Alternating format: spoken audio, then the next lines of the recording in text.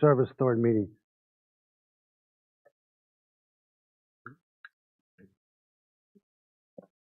And welcome to the June 19th Service Authority Board of Directors meeting. June 18th. All right, we'll all rise for an invocation by Mr. Davis, and then please stay standing for the Pledge of Allegiance. Thank you. Dear Heavenly Father, we thank you for this time to come together to make decisions to better this county. And dear God, we pray for your wisdom. Holy Spirit, we pray that you move. And we just pray, dear God, that you bless the things that happen tonight. In Jesus' name, amen. Amen.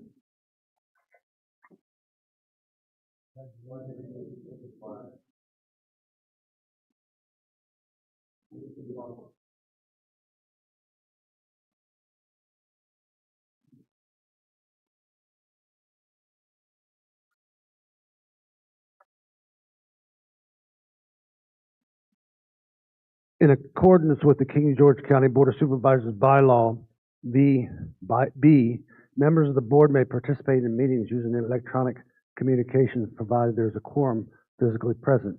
There is a quorum physically present.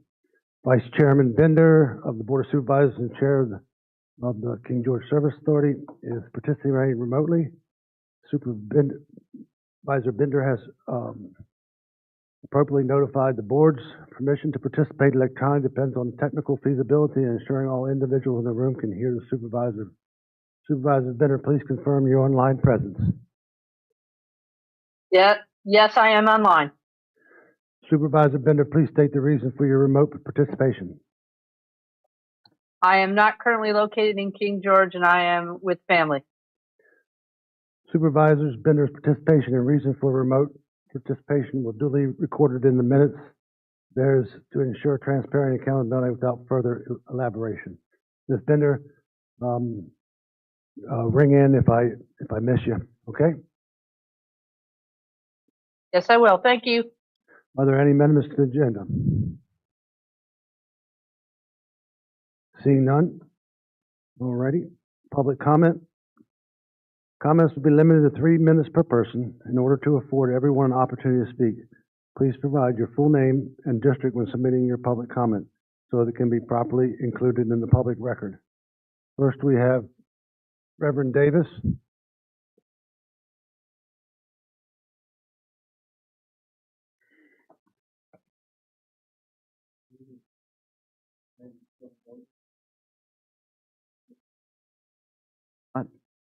I think it is now, though. Amen. All right.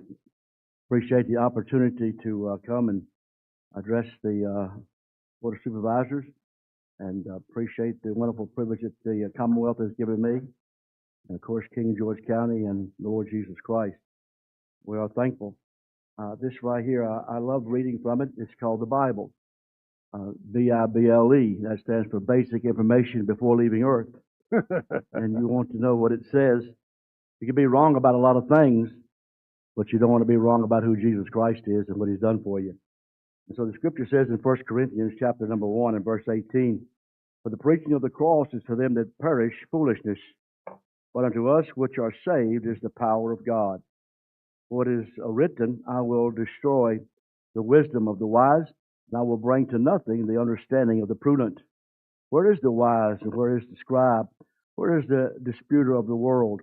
Hath not God made foolish the wisdom of this world? For after that, in the wisdom of God, the world by wisdom knew not God. It pleased God by the foolishness of preaching to save them that believe. For the Jews require a sign, and the Greeks seek after wisdom. But we preach Christ crucified, unto the Jews a stumbling block, and unto the Greeks foolishness. But unto them which are called, both Jews and Greeks, Christ the power of God and the wisdom of God. Because the foolishness of God is wiser than men, and the weakness of God is stronger than men. For ye see your calling, brethren, how that not many wise men after the flesh, not many mighty, not many noble are called. But God hath chosen the foolish things of the world to confound the wise, and God hath chosen the weak things of the world to confound the things which are mighty, and base things of the world, and the things which are despised, and hath God chosen yea, and things that are not, to bring to naught things that are. That no flesh shall glory in his presence, but of him are ye in Christ Jesus, who of God is made unto us wisdom and righteousness and sanctification and redemption, that according as it is written, he that glorieth must glory in the Lord. And of course, in the Lord alone. The Apostle Paul says, I'm not ashamed of the gospel of Christ. It's his plan, it's his gospel. For it's the power of God and the salvation to everyone that believes, the Jew first and also to the Greek. And so God, in his own wisdom, someone said God is all powerful. He is, but he's chosen to limit himself that he can only save man through the preaching of the gospel, preaching of the cross. The gospel, of course, is the death, the burial, and the resurrection of Christ. Many times we add to the gospel, we say the death, burial, resurrection, and baptism, or the death, burial, resurrection, and Ten Commandments, death, burial, resurrection, and good works. But the gospel is the death, burial, and resurrection of Christ. God bless you. Thank you. Thank you, sir. Is there anyone in the audience that would like to have public comment? I'm sorry, Miss Level. She was coming towards the podium first. Don't fight.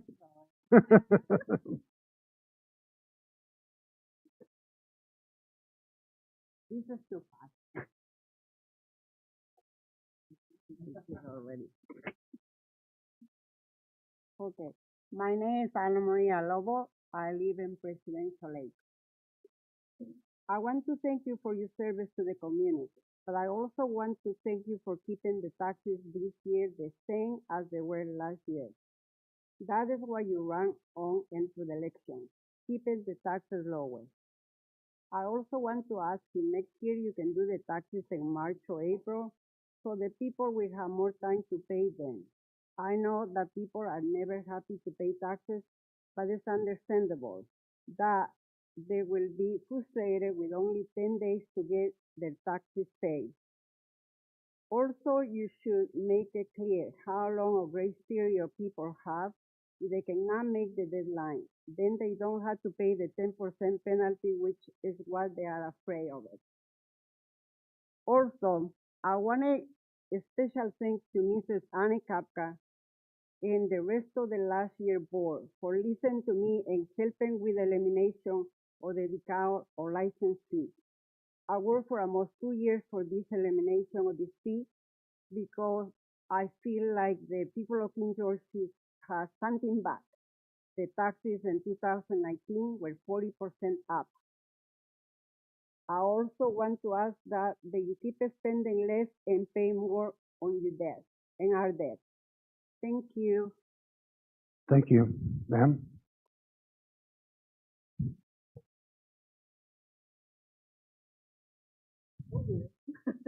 I'm not used to this.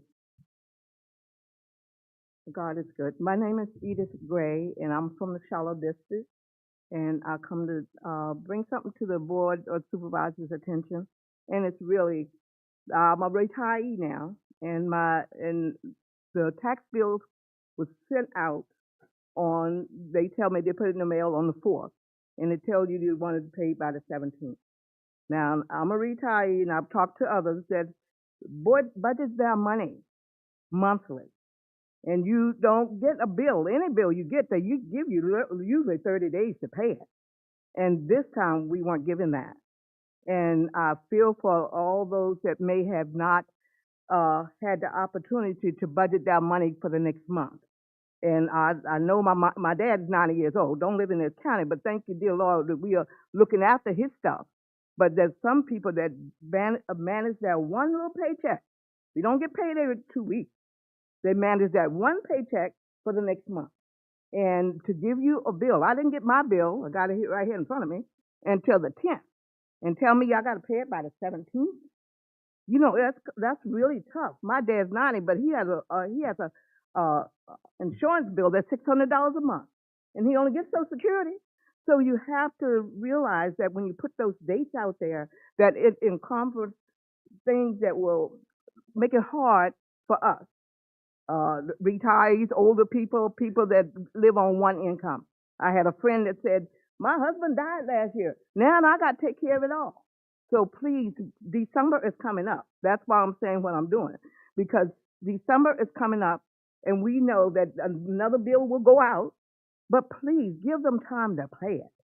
You know, when a bill goes out and you expect for the bill to be paid, I want to pay my bills, but I feel bad for the older people that maybe didn't have time to budget their money. And it's hard. It is very hard. And I look at the fact that we all around here together try to take care of our responsibilities. But it was really bad when I got mine on the 10th, and it said the 17th, and I was none too pleased. But thank you, dear Lord. I just want to let the Board of Supervisors know December is coming up. Please be aware that 30 days is what usually everybody gets to pay a bill. And we did not get that this time. Last time when you had an issue with the bills going out, you all, the Board of Supervisors recognized that. So therefore, they did accommodate. But adding a few extra days, it should be 30 from the day that you all put it in the mail. So thank you. Thank you. It's been extended. What's the date, Mr. Jones? 24th. The date has been extended to the 24th. Yes. Alrighty. Is there anyone else in the audience that would like to make a comment? Reverend Shaw.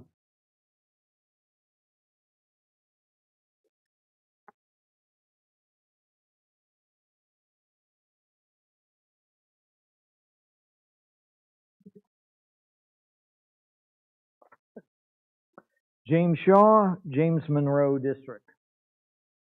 Tonight's hat, Water Boy.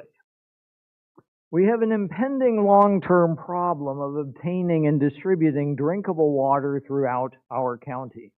And this is not exclusive to our county, it's happening around the world. And on top of this, recently in the media, Caroline County has put forth a proposal on the table to spend $16 million to ship Rappahannock River water many miles away for industrial purposes, but also for human purposes too. People need to come first, and some of that water would have gone into our water system for our citizens. We have a developing war to fight for water rights before our eyes. And you only have to look at the United States and the southwest part of the United States and how the Colorado River has run dry as a result of everybody piling on and taking water way too much out of that system. And so, in all fairness to distribution, my recommendation and encouragement is that those people who have the ability to make decisions, Service Authority, Board of Supervisors, put people first, and let's really work on a long-term solution that takes care of short-term issues, but also the long-term issues. God bless King George County. Thank you, sir. Is there anyone else in the audience?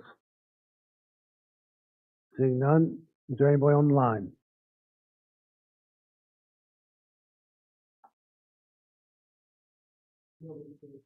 Alrighty. I will close public comment, and we will go to reports of members of the board. Start out with Lee. Sure, thank you, Mr. Collins. I just want to thank everybody for coming out. Encourage everybody to continue coming out and speaking. It's your voice that we need to hear, so I appreciate everybody that does come out and does speak. Pastor Shaw, to what you're referencing, I know we've spoke before, so I'm continuing to investigate that long-term solution. Want to keep working with you, make sure we have something, because water is for the people. I know that's Virginia's #1 priority, so I hope we can keep it that way. Outside of that, that's all I have. Thank you, sir. Thank you. Mr. Stroud? Yes, sir. Thank you. So, I'd like to thank everybody that came up and spoke tonight. Reverend Davis, Miss Anna Marie, Miss Edith Gray, I believe. Yes, ma'am. Thank you for your comments. And Mr. Randy Johns, I'm not sure if he's going to speak tonight, but he's working to, I've met with him twice over this because people are reaching out, and he's working to work with the people as much as possible to accept the payments and do that. We understand the challenges there, and this time of the year, this tax bill is really challenging because of our fiscal year ending. So between getting the budget approved, and they don't know what the tax rate is until the budget's approved, so then they're under the gun to try to get that worked out, and then get the company that's contracted out to get the mailings out. And there was a problem there, so they had to go back and have that fixed. And then the mailings went out, so there's a lot of challenges. What I've been telling people is that we know that they're due twice a year, and we can pay monthly. That you can go in, you can make monthly payments, you can pay any time. But also, if you ask them, you can call them up and they'll give you what the bill is. You don't have to wait till it comes in the mail. You can call the office. The ladies there, they were very helpful with me. And they'll tell you what it is, and you can go in and pay it at that point. So you don't have to wait until you get the payment in the mail to actually pay the bill. You can go in, you can call and stuff like that. So it is an inconvenience, and I understand that. But the county and Mr. Jones's people over there have been really as helpful as they can to try to help people with that. So nobody is coming around and beating people for not paying. At least they didn't beat me or my family yet. Hopefully they don't. Reverend Shaw, your comments were germane with the water problems that I think we're acutely aware of. It's just taking action on this. So there are some things that to help with that.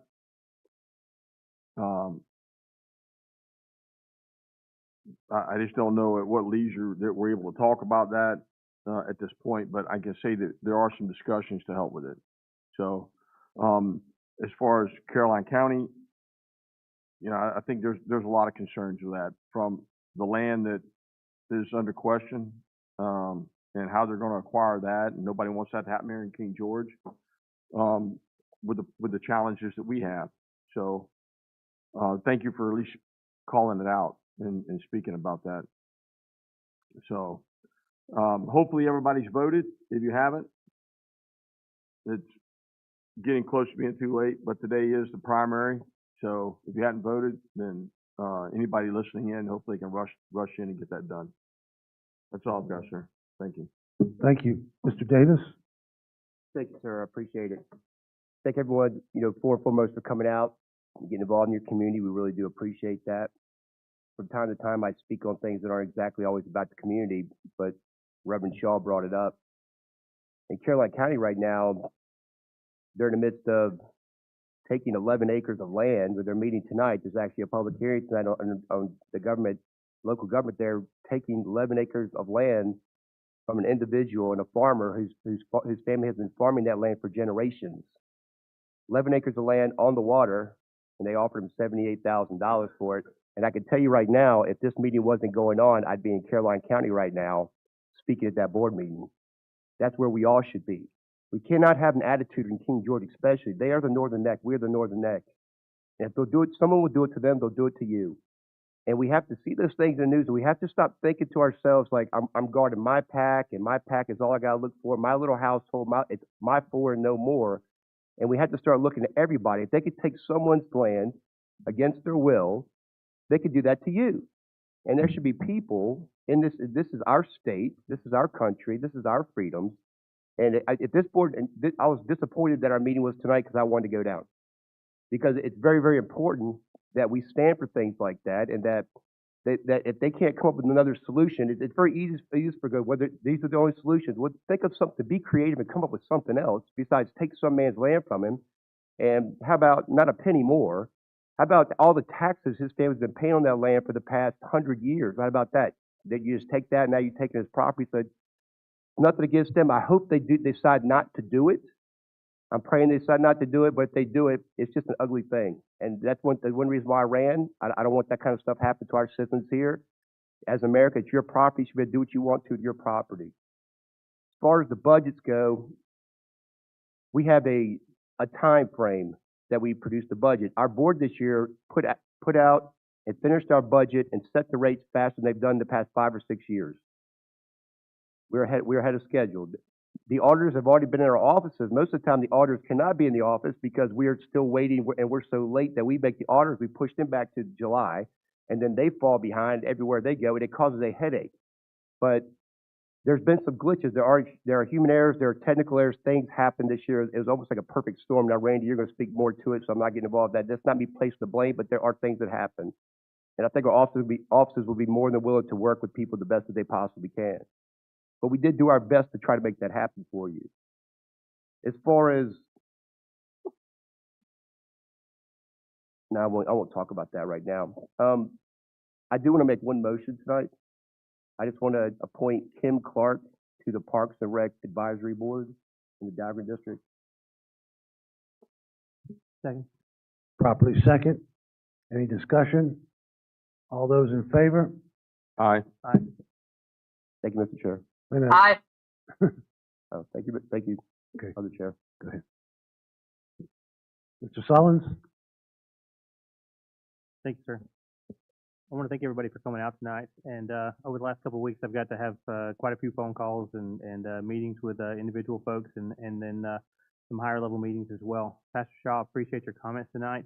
One of those meetings was out at Birchwood. I got to the point was to go out and tour the site. That was the second attempt.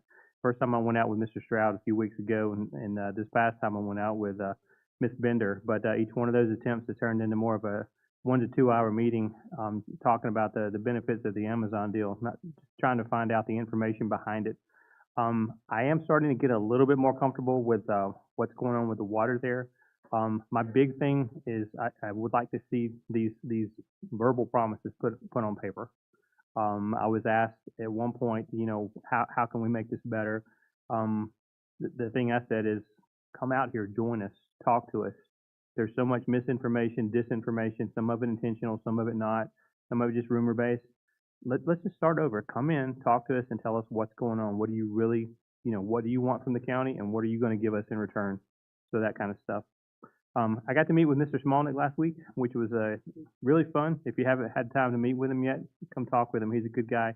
That meeting really reinforced that we made the right decision. I think that we're all on the same page of what we want him to do for us for the county, both in terms of leading the staff there, but also in terms of engagement outside the county.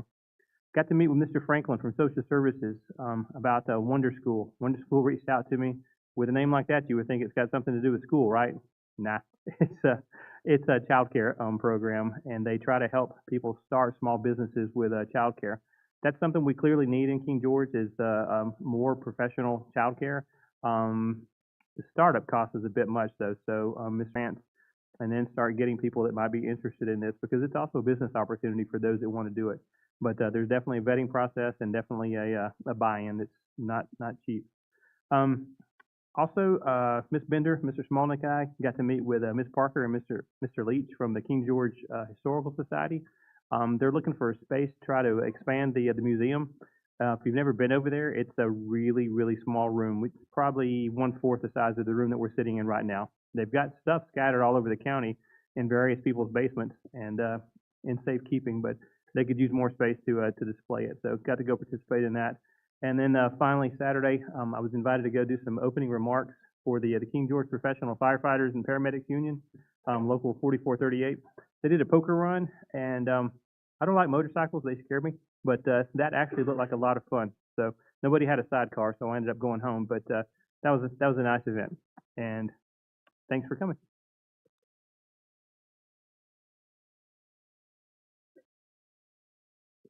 Ms. Bender, and then we'll have Mr. Stroud. Yes. Can you hear me? Yes, ma'am. All right. First off, there was some confusion on my appointment for the Smoot Library Board. So just to make sure that it's covered, I would like to nominate once again Miss Barbara Gabbro for another 4-year term. Is there a second? Second. Properly second. Is there any discussion? Seeing none, all those in favor? Aye. Aye. Are there any nays? Chair votes nay. Alrighty, she will be appointed for another 4 years. Alrighty. Thank you very much. The last 2 items, one, I just wanted to give a little bit more for the public on the taxes side. And we kind of had a perfect storm, which has been mentioned before. Most of the public, some didn't realize that we are now prorating the personal property tax. So especially on the vehicles that had some challenges in a learning curve. And I know the Commissioner of Revenue and the Treasurer's Office worked really hard. But in the first year, when you try a new system, including we had a new system to allow the customers a better experiencing, being able to see their field sheets and their accounts. So it was a perfect storm. And hopefully next year it will run a lot smoother. And I think I appreciate both departments and all the work they've put in. I also want to have a shout out to all of our departments that have been working hard in the changeover, and Mr. Smolnik for what he's been doing with the staff, getting it up and running and in a different direction. And then the last, what else I will talk about will be talked about during the Service Authority section of the meeting. Thank you. Thank you. So it's come to my attention that July 4th is a Thursday. Is that correct? So county employees are off on July 4th, and so Friday would be July 5th. Is anyone other than myself interested in allowing county employees off that day, July 5th?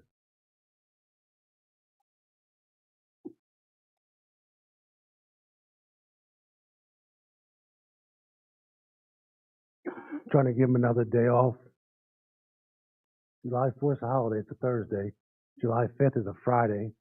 They would take off on Thursday, and then they come in on Friday, then they'd be off Saturday and Sunday. So is there any interest in that? Ms. Bender, Yes. are you interested? Yes. Mr. Stroud?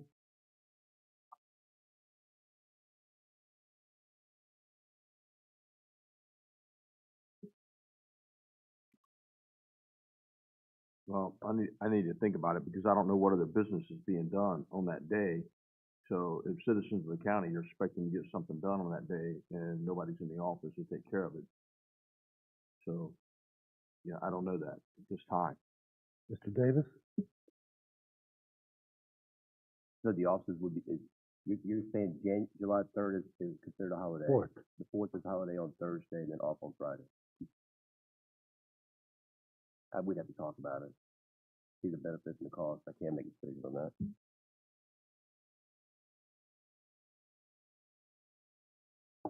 I'm sorry, folks. I'm not in favor of it.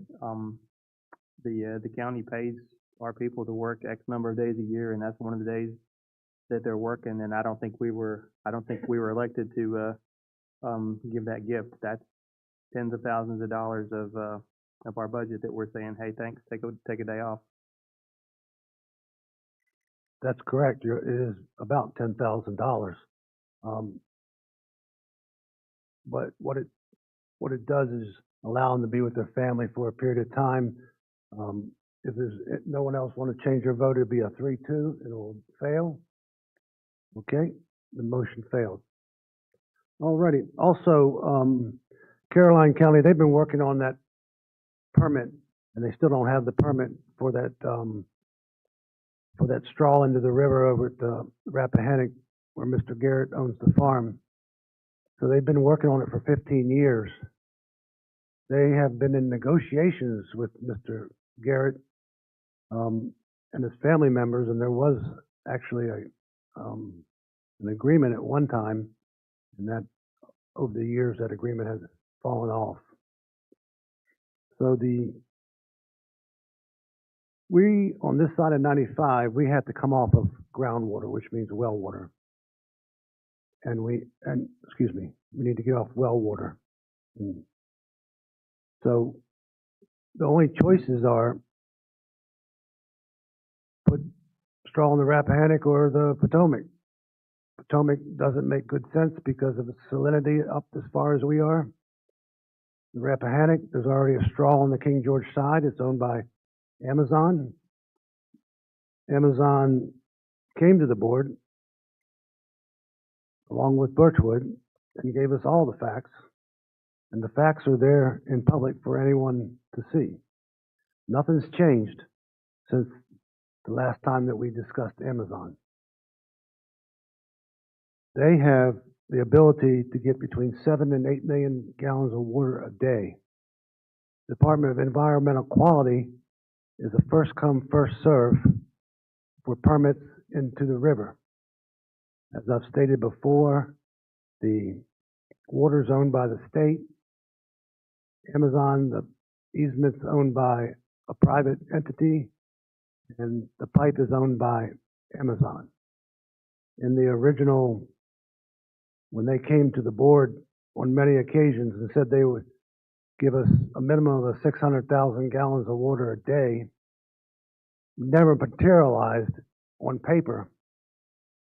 So they recently, in the last less than 6 months, have gotten a permit into their name now, and there's no provision on there for any drinking water. So again, they didn't tell the truth.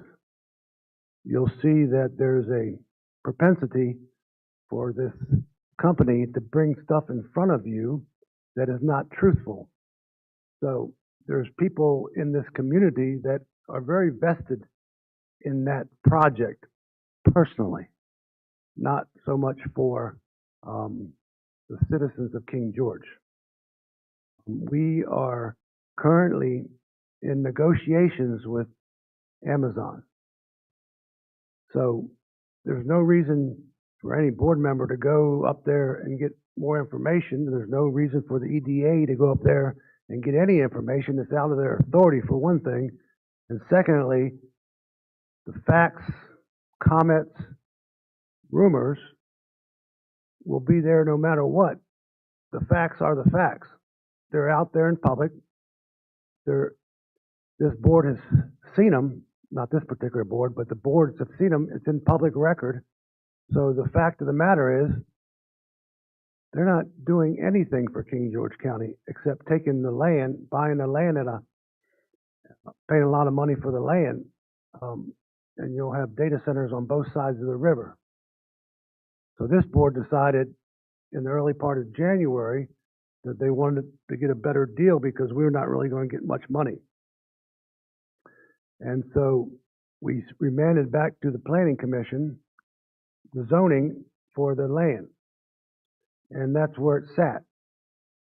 Then Amazon requested from the Community Development Department an opinion. That was put on hold till it went through our legal process. At this point, Amazon and the county have had letters go between them to make arrangements of how the negotiation will work.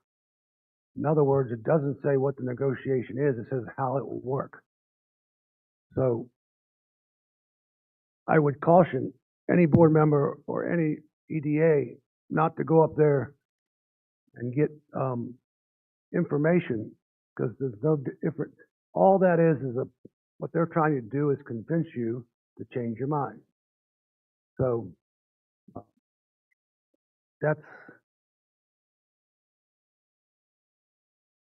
we need water, and they know we need water, and they decide not to give it to us. So I don't see people fussing with Amazon or fussing with Birchwood in regards to their not keeping their promises. But the citizens will fuss at us if in 15 years, 14 now, that if we don't come up with a plan to get water, people are gonna be very angry. So, in order to get a straw in the river, it takes about 15 years. So, and we don't even have land on the river to get water. And then the permits, they're trying to get permits so quick because it's first come, first served. So those permits will run out soon enough.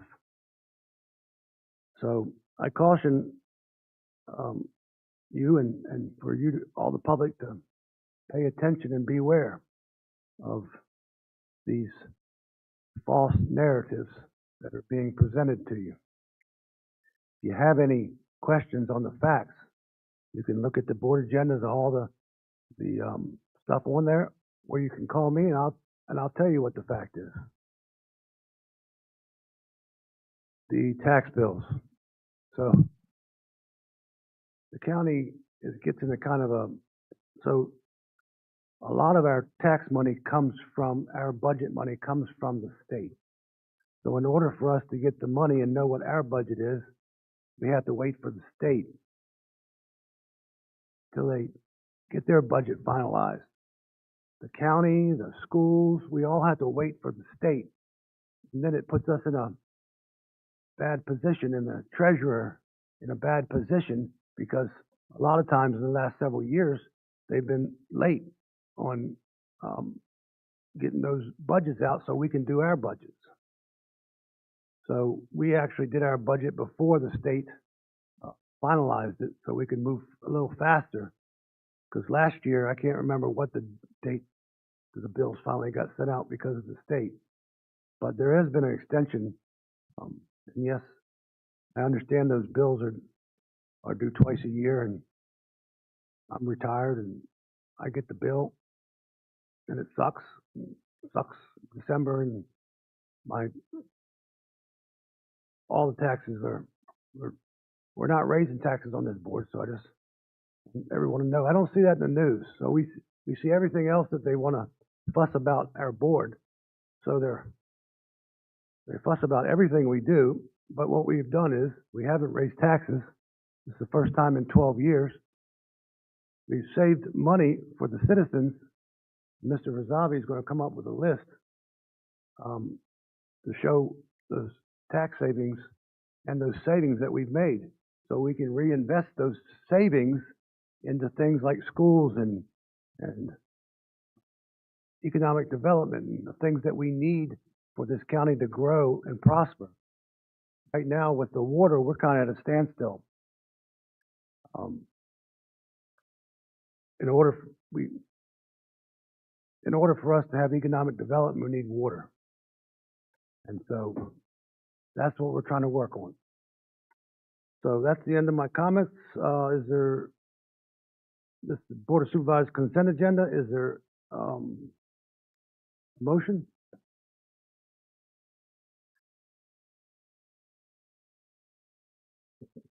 I move that we approve the consent agenda as presented. Is there a second? Second. Properly second. Is there any discussion? Seeing none, all those in favor? Aye. Aye. We'll do that again by roll call. Ms. Bender, Aye. Mr. Stroud, Aye. Mr. Davis. Aye. Mr. Sullins. Aye. Chair votes aye. Sorry, every time it has to do with money, we have to do a roll call. Meeting minutes, 6805. Is there a motion? Mr. Chair, I make the motion that the meeting minutes be approved as written. Is there a second? Second. Properly second. Is there any discussion? All those in favor? Aye. Aye. Aye. All right. Chair votes aye. Constitutional officers, Mr. Jones.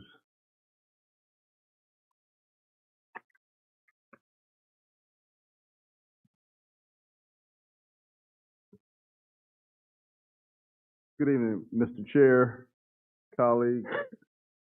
I'm here to provide a little bit of a timeline on the events leading up to the tax bills being mailed out and the short turnaround for the due date.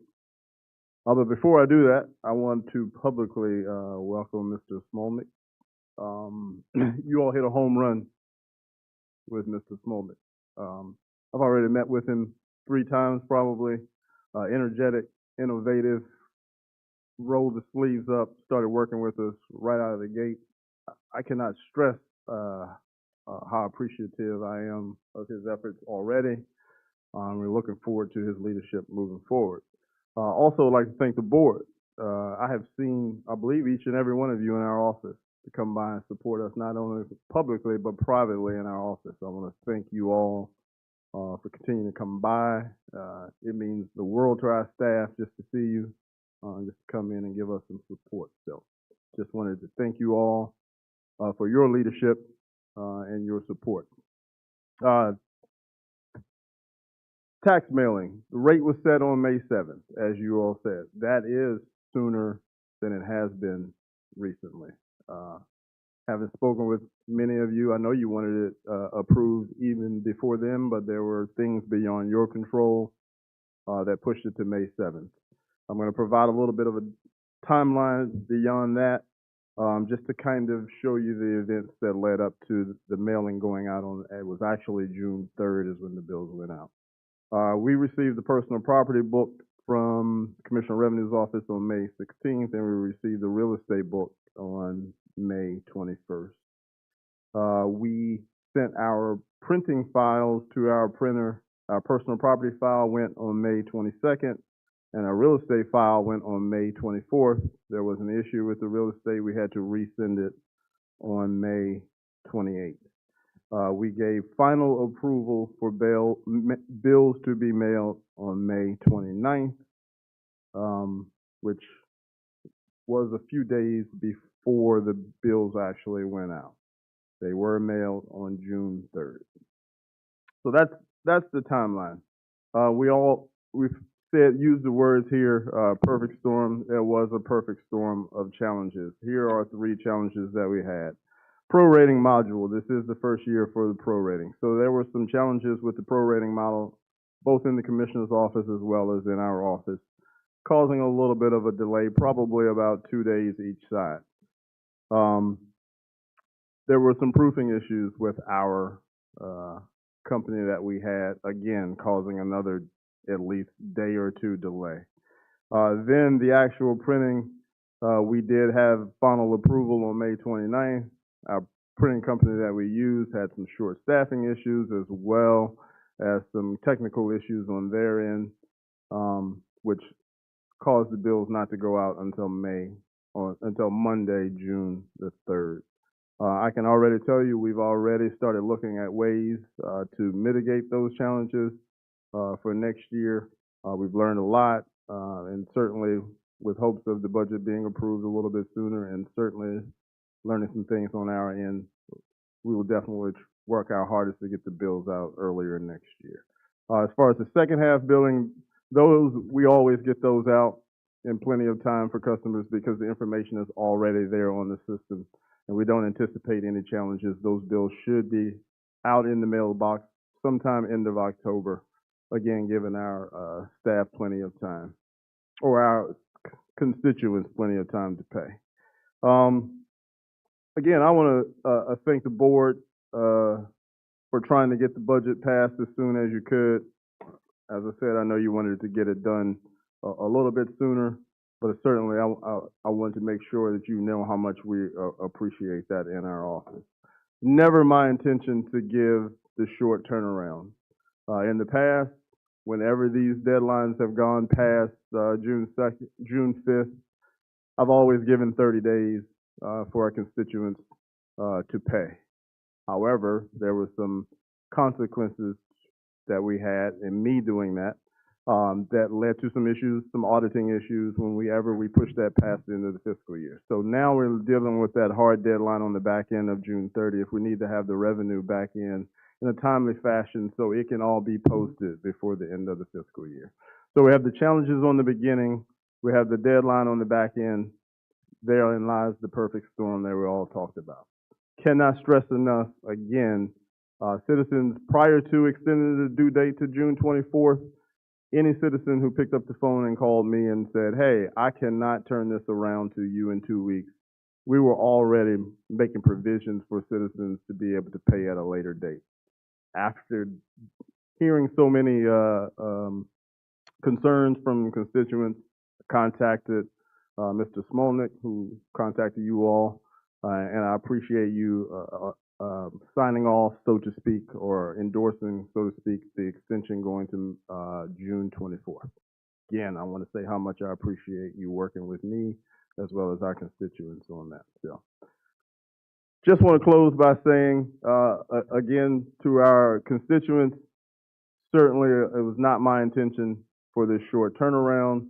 We will work as hard as we can next year to make sure that constituents have more time to pay. In the meantime, we'll continue to listen to any concerns and criticisms and feedback in our office and try to apply them to the best of our ability to make our office work more efficient. Any questions? Thank you, sir. Cool. Any questions? Good. Is there any other constitutional officers that would like to make comment? No one online, constitutional officers? I have a comment. Is the comment related to the treasurer?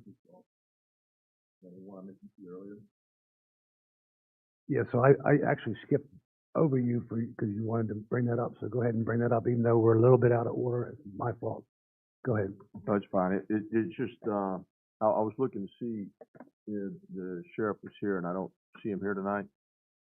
But is this thing working? Okay. Well, I can talk louder anyway, but, no, so earlier in the week, I was over at the sheriff's office, and I was gonna ask the sheriff, and I see him here, but I was over there, and what I noticed in looking at the lot is we have some vehicles that are some, I expect pretty expensive vehicles, a command vehicle. There are some other, blacked out vehicles that are like special purpose vehicles. I'm not sure that's what they do. But we have a lot of expensive stuff sitting outside over there that is not, it's not in any protection. There's no protection for this stuff. And you can see how some of the vehicles, especially the command vehicles, just the sun on it is fading. And I have a lot of trailers that we use doing work and ranching and stuff. And I have to replace the tires on those things a lot faster. They don't wear out, they dry rot. And they're expensive. And I look at this stuff sitting over at the sheriff's office, and I can't help but think that those tires, they're not cheap, that they're dry rotting, and the vehicles are being weathered because they're not inside. So I just want to ask the sheriff what if it was a plan or why, you know, if there's a way for that stuff to be kept inside, because it just looks like we have a lot of expensive things that aren't protected right now. So that was my question I had for the sheriff. Thank you. Okay, so, Mr. Smolnick, I guess that'll be in the next, round of budgeting. Alrighty, Mr. Sullins, Board of Directors. Thank you, sir. So we'll get on with the Board of Directors agenda. For the consent agenda, including the issue of the warrants against the operating fund as well as the meeting minutes. Do we have a motion? Make a motion to approve the Board of Directors consent agenda as shown. We have a motion. Do we have a second? Second. Any discussion? And we'll do a roll call vote. Ms. Bender? Aye. Mr. Robotham? Aye. Mr. Davis? Aye. Mr. Collins? Aye. Chair votes aye. Motion passes. On to the public presentation. We've got 0609, an Emboden Environmental Services presentation by Mr. Emboden. I did not see him. Is he here tonight? Is he online?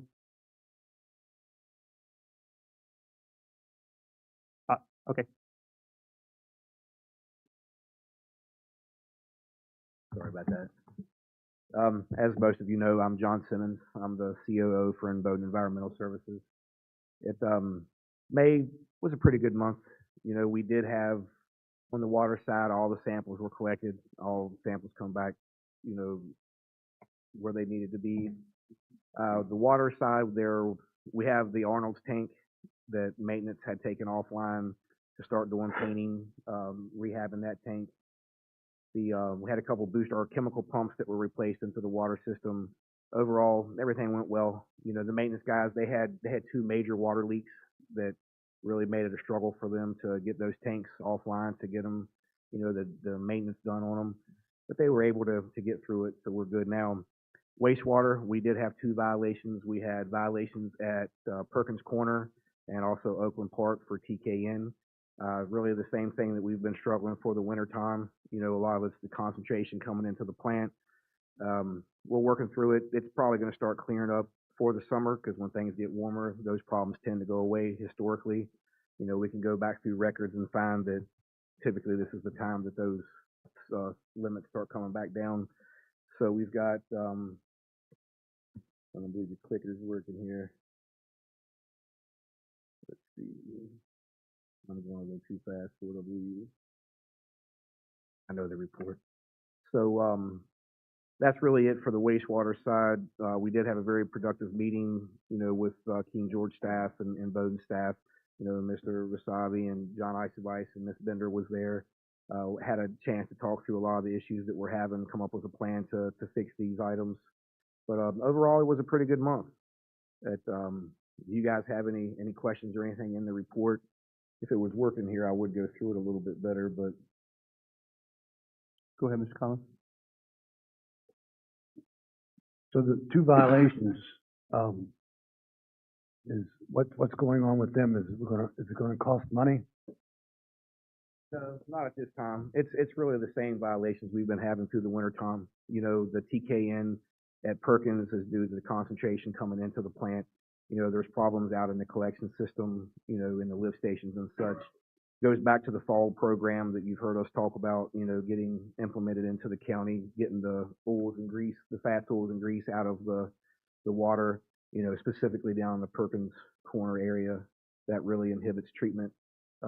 Oakland Park was really TKN. That has a lot to do with the influent stream. We had some DO violations at Oakland Park. Most of that comes from collecting samples too early in the morning when you have not really enough flow to take that sample. So what we've done is we've made adjustments during our sampling times.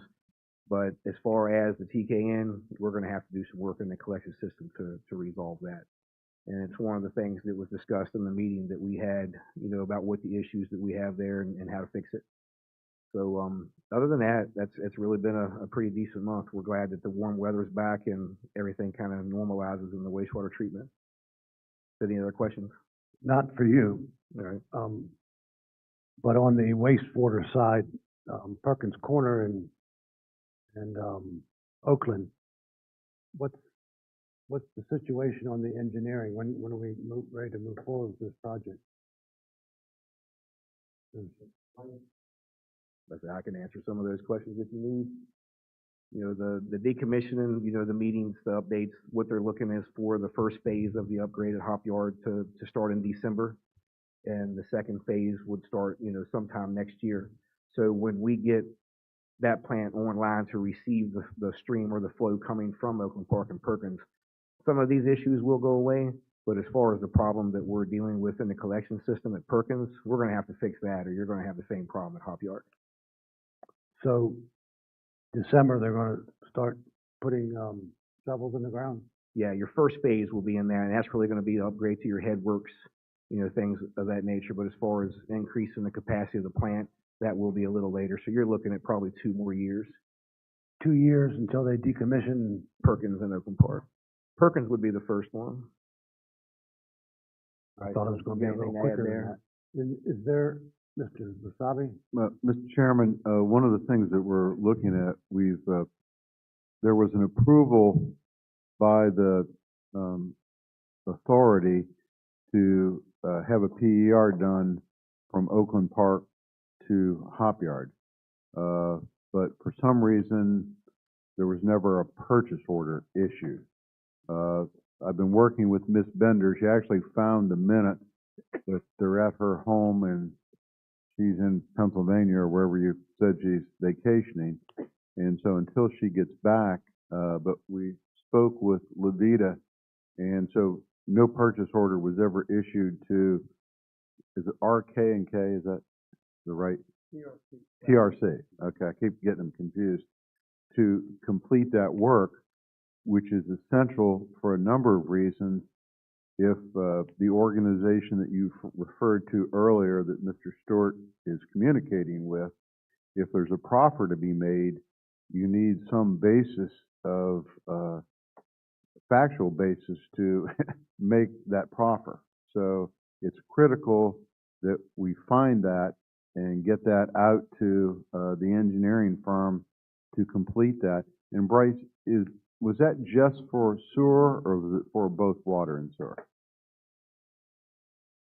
So the PER would include both water and sewer extensions, and that way we at least go ahead to have the right of way and plans and a reasonable idea of what the water connection would cost, even if we don't have the means of taking care of it, although it'd be ideal to do both of them at the same time. Thank you. So whose bailiwick is that?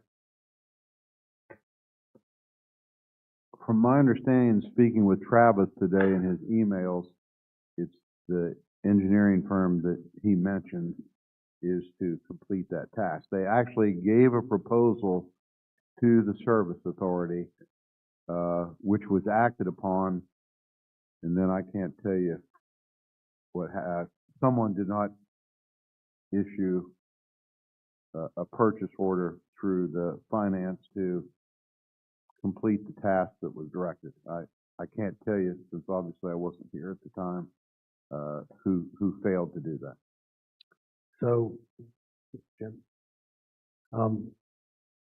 so whose task is it today? It would be that same firm, I guess County. as you're sitting, Mr. Young coordinates with the engineering firms. Yes, and I have reached out to TRC, asked them to refresh that proposal to make sure all his fees and everything are up to date in $2024, and hopefully everything comes back good and we can proceed forward with it. Mr. Chairman, one thing I maybe ask the county attorney, since that issue we're having difficulty finding that action in the minutes, is it possible that the board could go ahead and authorize that to proceed for the RFP? Or PER, I'm sorry. Mr. Chairman, if there's no record in the minutes that we can find, I would recommend you do that. Mr. Chair, so if we do that, we may want to consider amending that to include that at the same time they're doing that engineering, that they include a purple pipe from Hop Yard into the industrial area. If you're going to dig into the soil once, you want to do it all at the same time.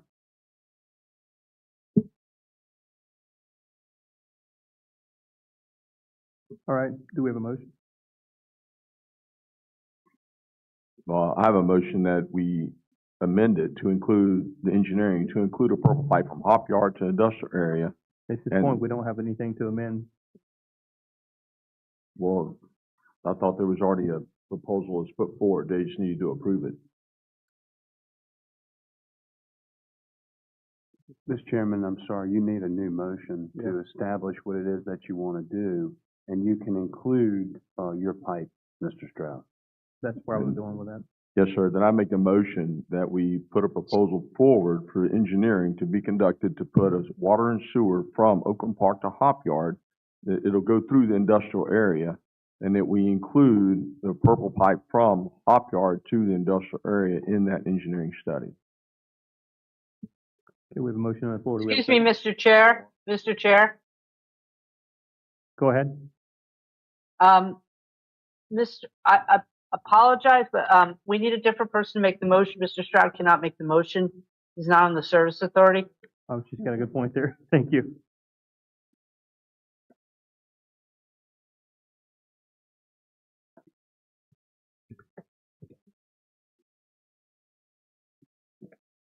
All right, I'd like to make a motion to, I guess, include the say that again, Jim. It was the Oakland Park that we have a water engineering study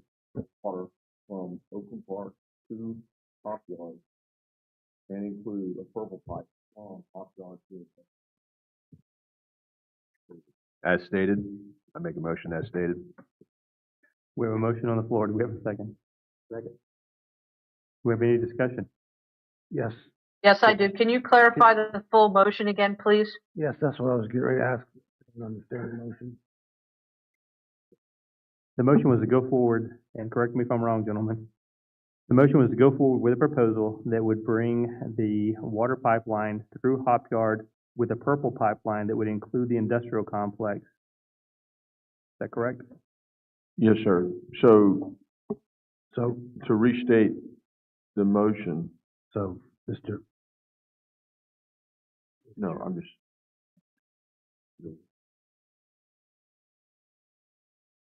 Did we capture the motion appropriately? Yes, sir. All Mr. right. Chair, I do not think so. I believe what the motion you need is to authorize Mr. Young to proceed to get the quotation in current dollars for both the water, sewer, and purple line. And Ken may want to explain that. Probably some of the folks don't understand what that is, so that we can get this initiated and started promptly. yes, sir. I'd be happy to explain. So what this does is, it's relatively, maybe not common knowledge, but we need to have water and sewer connected from Oakland Park to Hop Yard. Because the Hop Yard, we're gonna have to update and upgrade the Hop Yard facility to also support Oakland Park and eventually more of King George.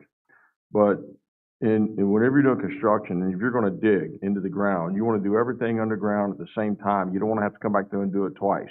What we wanna do is we wanna put a purple pipe. What a purple pipe does is it will allow us to take the water that's treated from the Hop Yard facility and sell it back to businesses located in industrial areas such as data centers. And if we sell that water, treated water, which you can't drink it, you can't use it for our purposes, but a data center can use it for cooling purposes, and we can sell it to them.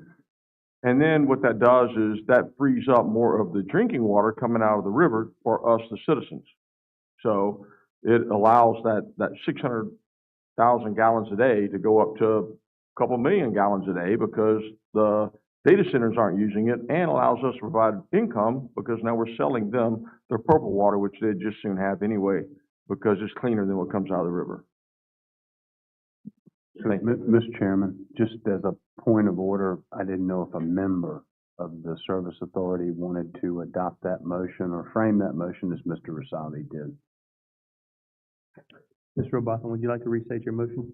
So yeah, let me see if I can get this right here. So I make a motion that we authorize the engineering department to basically go out and get today quotes, so 2024 quote numbers for the water, sewer, and purple pipeline from Oakland Park to Hop Yard.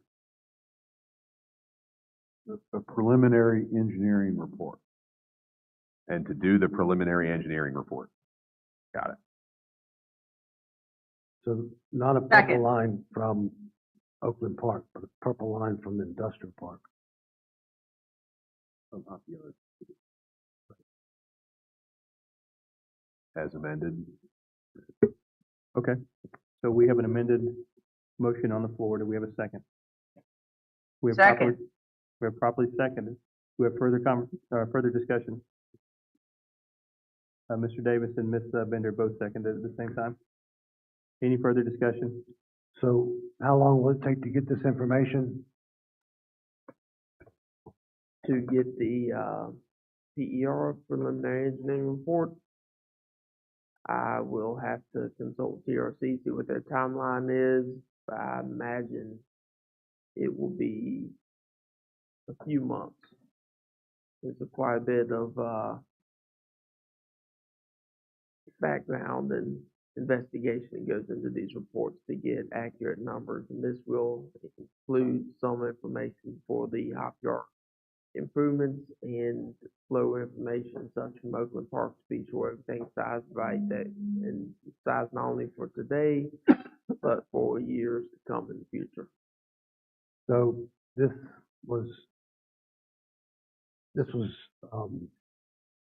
I wouldn't say kick the can down the road, but it was definitely forgotten.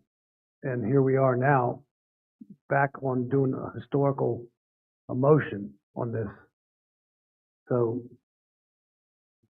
we need to move faster than we are now, and actually make a decision and follow through on these decisions.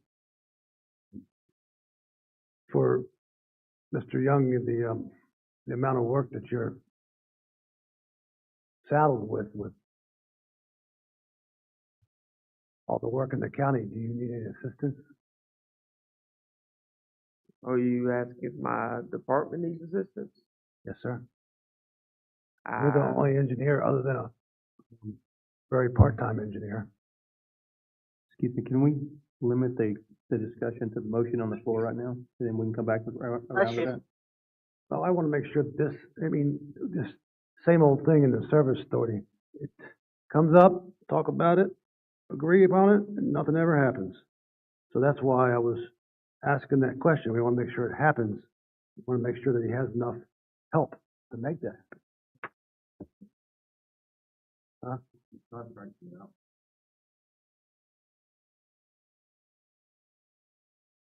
Okay, any more discussion? And we have to do this by roll call, right? No, okay. I'm sorry. All right, all in favor? Aye. Aye. Chair votes aye, motion carries. That was fun. Thank you, gentlemen. Can I ask Bowden one question before? I spoke with Mark a couple weeks ago on the list that we went over when we had our meeting, and those items that were not covered by the grant and so forth. I've asked him, and I assume he assigned it to on down the line, that could those be refined to get us a better financial picture of what those costs would be for those items? Yeah, what we could do is pick out kind of the most urgent ones and focus on those, because that is pretty time consuming to get, pricing for those items. Right. But yeah, that's absolutely doable. Okay, do you have an idea when we would be able to receive that? I should be able to get started on it and have you something in the next 2 weeks. Thank you. Yeah, we'll talk later about it to see kind of where you want to start with it. Okay, thank you. Thank you, sir. And Mr. Young, actually, he did have a valid question. Do you need help? Do you need assistance? I do think my department could use some extra help, and this is something that has been discussed with extra positions in the past. Do you have position descriptions in mind? I do, and I've communicated with Matt on those. Okay. Mr. Smolnick? Yes, sir. Okay. Yeah, I'm sorry, Mr. Smollett. So Mr. Smolnick will give us a recommendation, hopefully by the next meeting. Is that okay, Mr. Smolnick? I can do that, yes, sir. Thank you. All right, thank you. So, not a question for you, but question for Mr. Van. So when we were talking about this money to fix all these problems that have been kicked down the road, there's the $16.5 million, there's the $7 million, there's ARPA money still available, and there's also a fund balance. So are you telling me that the rates won't go up to fix all these problems that have been sitting there for so long? Well, I can't tell you that exactly because I don't know what the cost is. And so until I know the numbers, I'm not going to give you an answer to know that. But as you and I have talked in the past, my suggestion would be, I believe there's $1.5 million left in the county ARPA funds. Does that sound right, Olivia? That's not correct? Okay, do you have any idea what the actual number is? But what my suggestion would be, that's one clear allowable expenditure that in the last list that I reviewed, I don't know how accurate it is, but there were some things in there that looked more like a Christmas list than rather necessities. And I would recommend using those funds to assist the service authority, because that is critical the economic development items that you all have at least talked to me about. Yes, sir. Mr. Chairman, one more. So we'll have a new industrial, we're planning on a new industrial park on Route 3. So can some of these monies be filtered into that project? From the ARPA fund? Well, ARPA, the 7.5 and the 16.5. As long as they're putting infrastructure and so forth in, I believe that admissible expenditure. So would Mr. Smolnick need to tell them to get that estimate? Need to tell who? The engineering department? Yes, he would. Would you all agree on that? Mr. Chair, So there's different ARPA. Mr. Chair, Stand by, please. All right, go ahead, ma'am.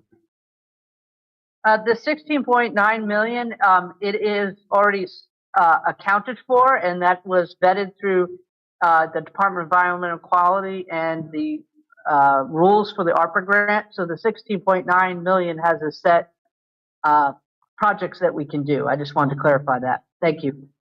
Gotcha. So of that, how much is left?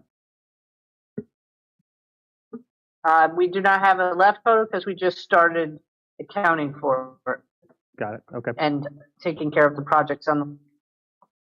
Got it. Okay. Any more questions? That never was concluded. Whether we were going to try to attempt to find money to do that. Mr. Davis said yes, and that was all I heard to my right. What was the original question?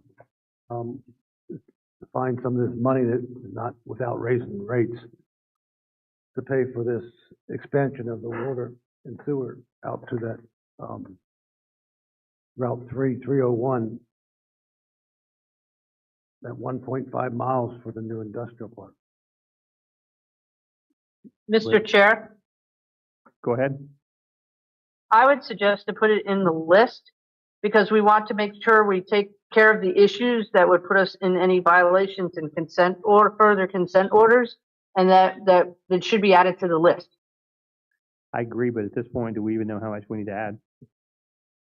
That's true, but we'd have to find out exactly how much it would cost. Right. So, Mr. Chair, so who would be the one that does that?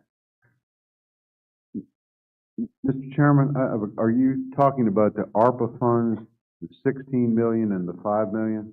Is that what you're referencing? 7.5 million. So the 16.9 million is already accounted for. Right. Right. And the 5 million.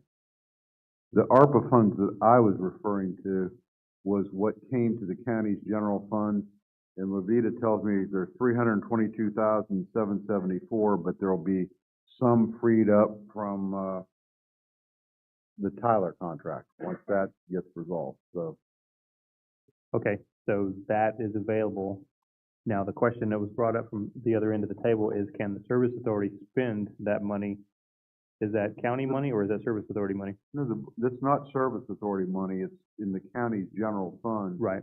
And the Board of Supervisors can spend it on any eligible project that they wish.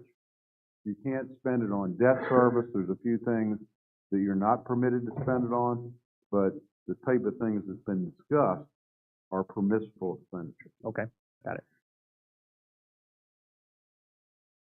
So it's still the answer is not to the question.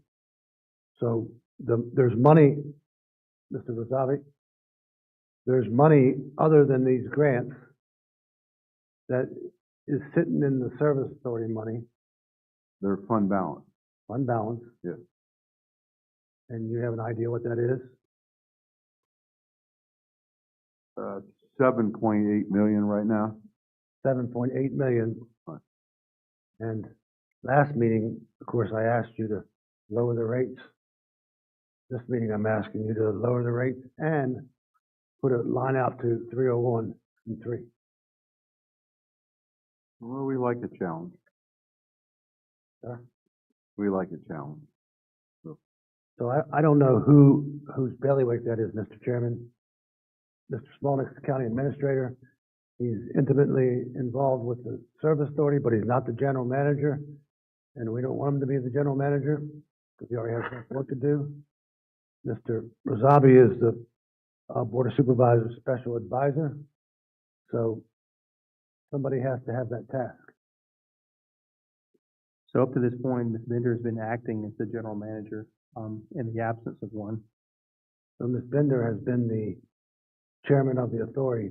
She never got appointed as the acting general manager. So we don't have a general manager. We have a chairman. Mr. Chair, Go ahead. I disagree with that assessment, but I didn't think this is the time and the place to have this discussion. It is a valid point. That is why I mentioned let's put it on the list so that we can add that to the projects that we want to look at to have done. Thank you. Thank you. I don't disagree with it being on the list, but somebody needs to keep track of it. Because what has happened in the past, as we all know, is that these things just disappear. Nothing ever gets done. And so that's one of the reasons why we're in the situation we're in today. Mr. Chair, Hang on. I understand that, but I've made it my mission to try to make sure we're abreast of it and to put the service authority on a roadmap to success, not to do past practices. Thank you. One more and then we're moving on. So Ms. Pender, I wasn't saying anything negative about you. You've done a wonderful job during the time that you've been the chairman of the service authority and helping out also as the interim county administrator. And kudos for all that help that you've given the board and all the days and nights. And I wasn't talking negatively. I was saying that we don't have one. But I'm amenable to putting that on the list, but make sure it gets followed through with. Mr. Chairman, can I just make one comment? And I'll be done, unless TC. I have a rock in my backpack with your name on it. Okay. Go ahead. Bryce has established progress meetings with the engineers in the group. I believe, is it every 2 weeks, Bryce? That we're going to meet to make sure that these timetables are being met. And so it will be followed up, and we will be attentive to this to make sure that these are all under contract, bid, and ready to go, so no dollar is lost from those funds. I'm done. Thank you, sir. And for the benefit of those who might read the actual minutes and not see, I was actually smiling and not threatening Mr. Razavi. I love him. All right.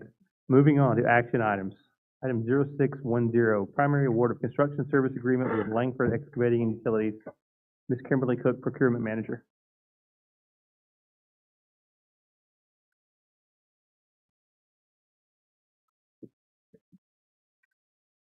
Good evening, Vice Chair Sullins and members of the Board of Directors. Procurement issued an RFP to solicit responses from qualified firms for on-call water and sewer line repair and construction on March 4th, 2024.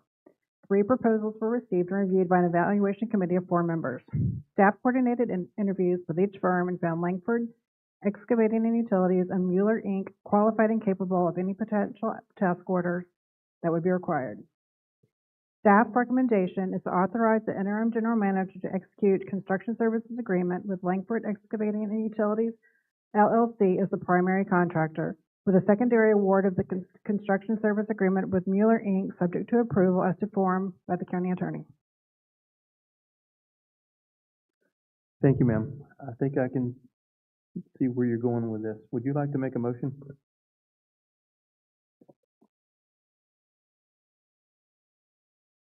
I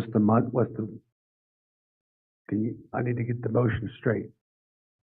Make a motion to accept the RFP for, It's to execute a construction services agreement with Langford Excavating and Utilities as primary contractor with a secondary award of construction service agreement with Mueller, Inc. By the, chairman of the, Water Authority. So is your motion, do you want to change the general manager to the chairman of the board of directors? Or are you making a motion that we appoint Ms. Bender as the interim general manager? No, I was making a motion to have the chairman execute the agreement. Okay.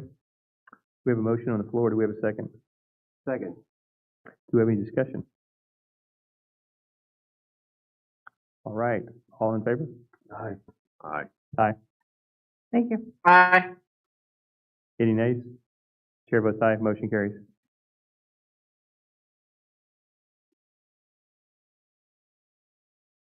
All right. Action item 0611, King George Service Authority, King George Service County Authority, Utilities Billing Specialist Position Request, Ms. Levita Cobb. Good evening, Mr. Chair, members of the board. At the last meeting on the 4th, we came before you all with a recommendation to request a new position, and it will be a utility billing specialist that will be housed in the finance department, but split 50-50 between water and sewer service authority. And this is so we can bring utility billing back in-house. And so this is going to be a huge cost savings for us. So I'm here today, and I'm recommending that we authorize the Director of Finance and Procurement to post a utility billing specialist position. Thank you, ma'am. All right. Do we have a motion? Sure, I make a motion to authorize the Director of Finance to post the utility billing specialist position as presented. Second. We have a motion properly seconded. Do we have any discussion? I have a quick question for you, if I could. Can you quantify how much savings we're going to get by bringing this back?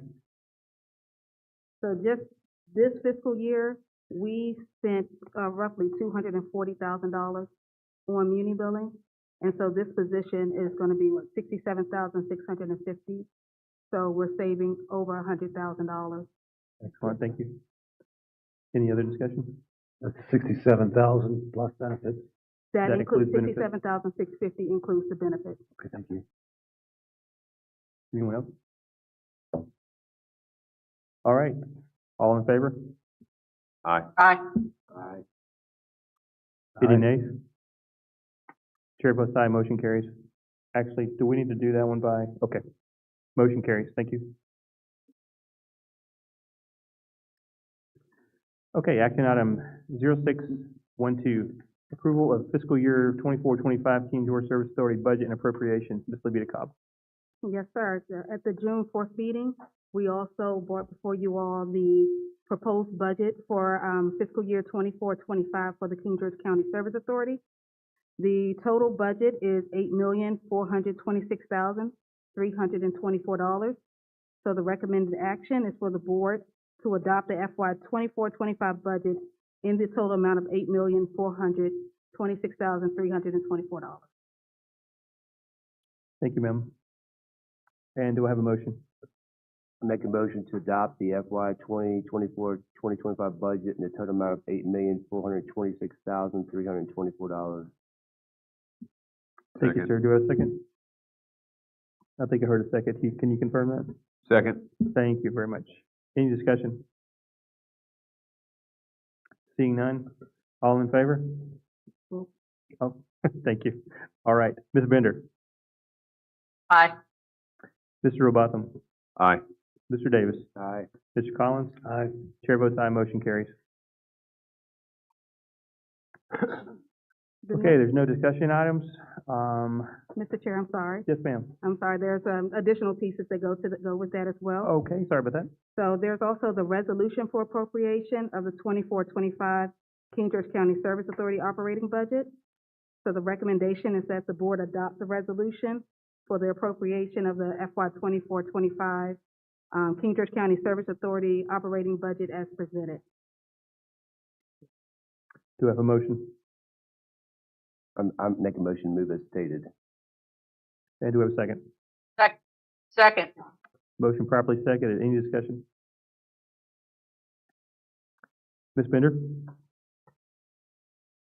I said aye. Okay. Mr. Robotham? Aye. Mr. Davis? Aye. Mr. Collins? Aye. Chair votes aye, motion carries. Thank you. All right, no discussion items, and over to Mr. Bender for the monthly report. Thank you very much, Mr. Chair. I have it written on a list, so just bear with me as I read through my list. First of all, I want to thank Mr. Collins for your clarification. Thank you very much. And part of the reason to make sure we keep track of our ARPA funds and all our finances, the region we added and changed your position. We have not added, but changing the position to the finance specialist too, so that we can make sure we clarify and keep track of the ARPA funds and our finances in a better manner so that we keep on top of things. One of the things that we always talk about is how do we make sure we have a better roadmap and path forward, and by making sure we look at all aspects with Mr. Rasavi and our staff in finance and the service authority and in Bowdoin, we need to make sure that we have everything looked at, the finance, the bills, and the debt. And I think that's been accomplished in the last several months, and we're still working on it to make sure that we have a full report that makes sense, is accurate, has data, and it can be voted on, and the path forward can be set in stone so that we do not go back 30 years. We only go forward in a positive manner. The list that has been talked about has been tweaked and has more tweaking to do, and thank you to Bowdoin for helping us come up with better numbers so that we can try to challenge and tackle some of these issues and the preventive maintenance and not go backwards. Over the last couple of weeks, we've met with engineers and BDH to make sure that we got all the information from the grant, and we're proceeding forward with the accurate figures and the timeline to address the issues that are going to be paid for by the grant funds. Concerning the documents, I know for myself, I've made a mission when I come back to try to set up so that a lot of these documents are online in different portals so that we can make sure that our staff has availability. Most of the documents that I've been providing are all things that were provided to me as being on the board the last 7 years. They're nothing special. They're just documents, and unfortunately, for whatever reason, they've met the ether, and I'm trying to bring them back from the ether. And that's, in a nutshell, all I've got right now. If there's any questions, thank you. Are there any questions? All right, seeing none, we'll move on. Oh, Mr. Chair, hold on. I forgot to read one thing, though. I apologize. Go ahead. Can I go ahead, Mr. Chair? I just wanted to back up, and I thank you for our finance department for providing me for this information so I can read it online. In engineering, received a proposal for engineering services for the Dahlgren wastewater treatment plant sludge pumps and belt filter press replacement. You've heard us talk about it in the amount of $66,671 from TRC.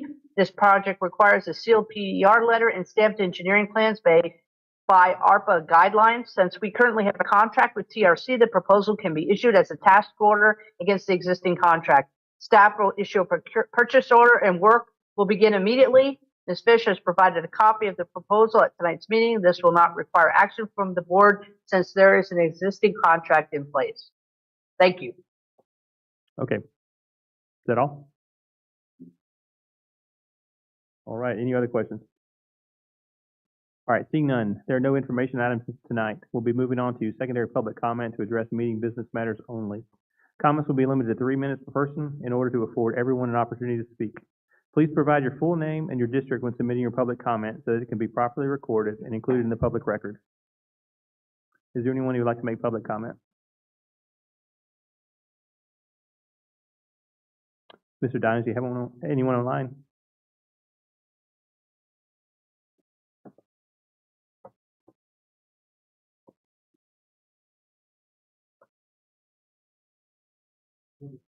All right, thank you, sir. All right, do we have a motion to adjourn the Board of Directors meeting? I make a motion that we adjourn to July 2nd, 2024 at 5:30 in the boardroom of the Riverfront Building. We have a motion on the floor. Do I have a second? Second. There's a second. Any discussion? Seeing none, all in favor? Aye. Aye. Any opposed? Chair votes aye, motion carries. The Board of Directors meeting is adjourned. Board of Supervisors continuing agenda Mr. Chair, I'd like to make a motion, please. for the Board of Supervisors? Yes. Like to take a Okay. 5-minute break. Okay. All righty. We're gonna be under a 5-minute break.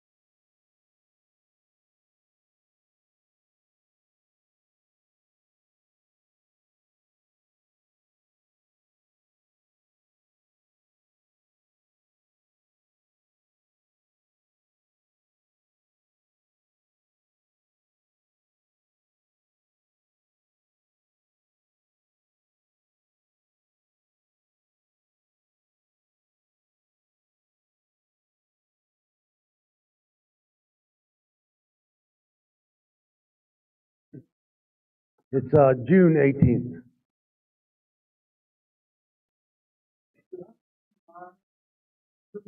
That's okay, we can stay here a month. It's gonna be a long meeting. Well, It's fixing to get ugly here. In a minute, Bill's gonna get fired up. About, so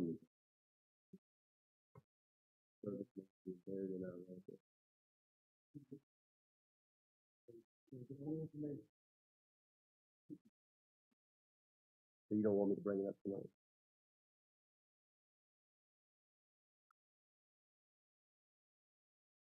Oh, is that what it's about? Okay, I didn't. alrighty, we are now back in session. Mr. Stroud, come back. Alrighty, we're gonna have a public hearing. King George County Board of Supervisors will now hold a public hearing that has been properly advertised to receive public input regarding real property tax map 24, parcel 66G, Fox's Way, King George County, Virginia, pursuant 22485 pursuant to Virginia Code 15.2-1800. I will first ask for a report from the staff.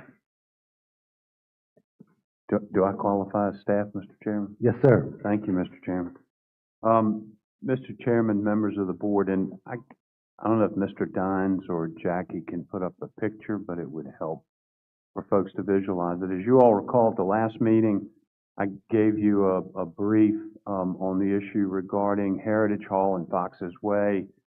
Back in the early 2000s, when they built the new high school, there was an agreement, although I can't find anything in writing, but there was an agreement between Heritage Hall and the county where Heritage Hall gave them some land for an entrance to come into the high school, and Heritage Hall was supposed to be able to access that entrance, but in fact, they're not. And if there is a picture in the packet, if we can get it up there, you can see it.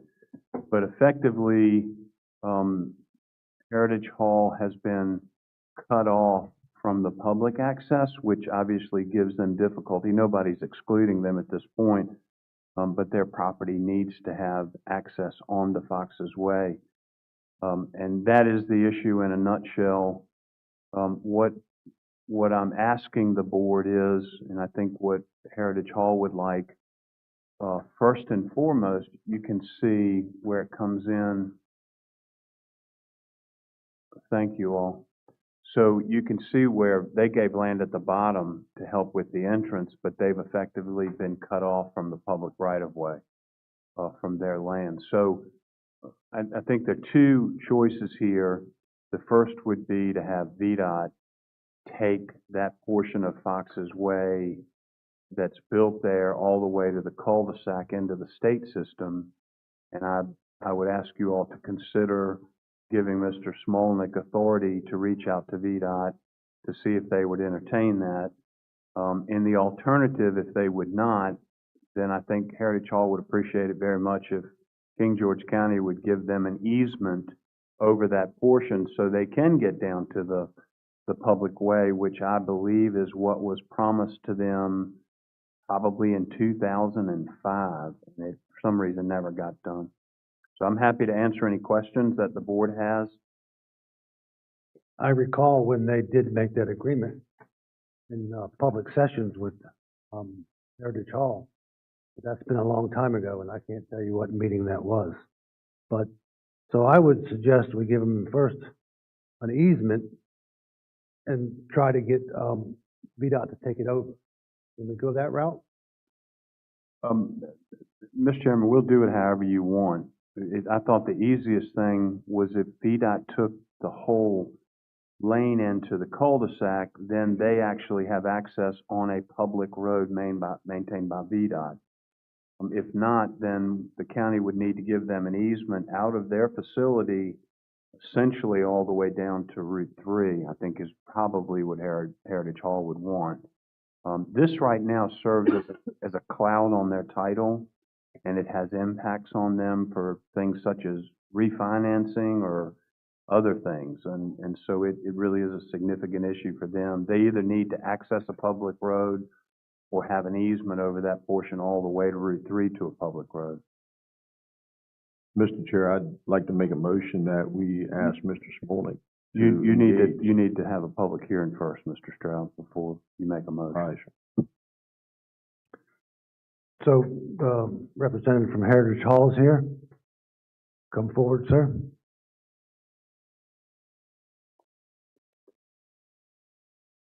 So, we had a staff report. Which one would Heritage Hall prefer? Mr. Chairman, members of the council, thank you for your consideration this evening. I'm Steve Lemon. I'm an attorney with Martin Hopkins and Lemon, and I represent Heritage Hall and the two properties involved. I think the best long-term solution for everybody would be a publicly dedicated right-of-way. Having said that, it is imperative that the problem be solved one way or the other. So I guess what the county attorney is asking for, and we would support, is that you approve in a single motion in the alternative that VDOT accept it as a public road, and failing that, the county staff is authorized to execute an easement to grant us the access. All right, thank you. Thank you. I will open the floor for public comment. Public comment is limited to 3 minutes per speaker in order to afford everyone an opportunity to speak.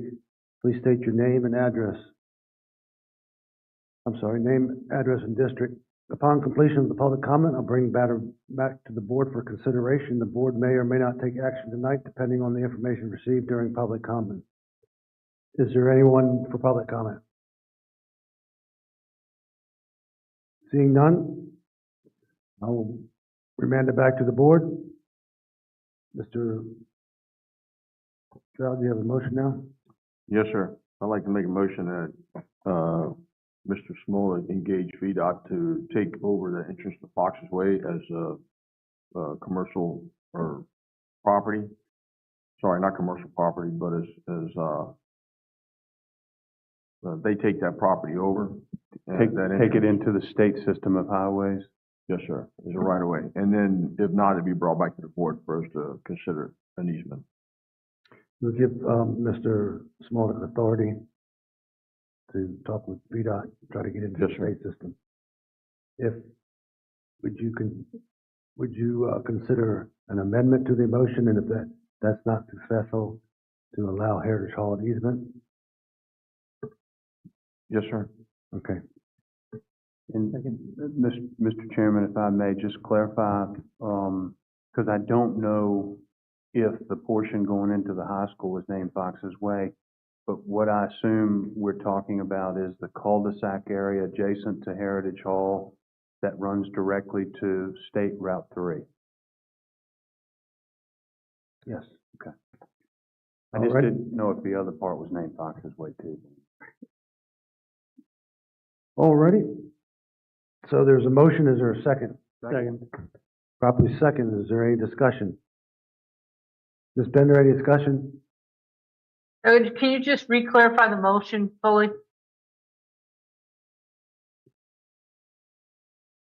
So the motion would be to give authority to the county administrator, Mr. Smolnik, to engage with VDOT to take that area into the state system.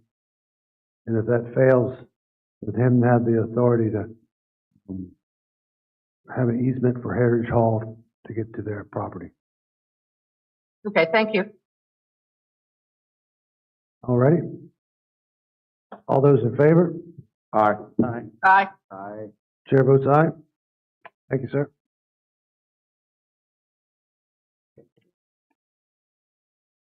Action items.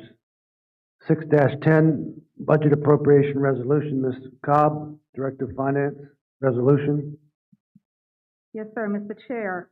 On May 7, 2024, the board took action and approved and adopted the fiscal year 25 budget in the amount of $132,593,960. So tonight I'm here asking the board to adopt the resolution for appropriation of the fiscal year 24-25 King George County operating budget as presented. there a motion? I'll make a motion that we adopt the operating budget as presented by Ms. Cobb. Is there a second? Second. Roll call, Ms. Bender? Aye. Mr. Stroud? Aye. Mr. Davis? Aye. Mr. Sullins? Aye. Chair votes aye. Thank you. 611, King George County Schools, school budget appropriation by category. Director of Finance, Procurement, Board report. Yes, sir. So, a part of the budget process is we have to, as the chair stated, appropriate for the schools by major classification. So the recommended action is that the board, approve the appropriation of the King George County Schools fiscal year 24-25 operating budget by major classification in a total amount of $63,108,152. That's broken down into instruction, which is $47,142,546. Administration, $2,922,158. Transportation, $4.5 million. Operations maintenance, $5.3. Facilities, $451,808. And then technology, $2.6. All righty, is there a motion? I make a motion for the appropriation of the King George County Schools fiscal year 2024-2025 operating budget by major classification, a total amount of $63,108,152. Second. Properly second. Roll call, Ms. Bender? Aye. Mr. Sullins? Aye. Mr. Stroud? Aye. Mr. Davis? Aye. Chair votes aye. All righty. Next is discussion item 612, PK preschool, 5th grade, 4th elementary school construction options. Dr. Jesse Boyd, Superintendent of Schools. Probable cost. Good evening, Chairman Collins, member of the board. Thank you guys very much for this invitation. On behalf of the school board, we appreciate this opportunity to come back before you this evening and present the information you requested after our last work session. Mr. Smaldek, officially welcome to King George County. Thank you for taking time to meet with me to discuss this much of this information. So thank you so much. If you guys remember, if you could go to the capacity first tab. What I wanted to do first is really just kind of give you guys an updated estimate on where we stand in terms of capacity. This would be a real quick slide. That's the third tab there, I believe, if you can blow that up. So if you take a look on the left-hand side, what you'll see is our elementary schools in total at the top. Go ahead and scroll over to the right. I'll explain what's on the left since we can't see it. At the top, you see 2024 fall projections. 2015 will be the total number of elementary school students in King George County next year. 708, I believe, is King George Elementary School. 725 is Sealston Elementary School. 550 is Potomac Elementary School. 1,065 is the middle school, and 1,500 is the high school. If you scroll over to the far right, Mr. Dines, thank you. What you'll see is the fall projections measured against the blueprint documentation, the number of students we can house in those buildings. And on the far right, you'll see the percentage that we've met towards that capacity. So can you scroll over any further to the right? This again is just an objective view of where we stand in terms of capacity for each one of those school buildings. You'll see that King George Elementary School is at about 91%. Sealston is over capacity right now.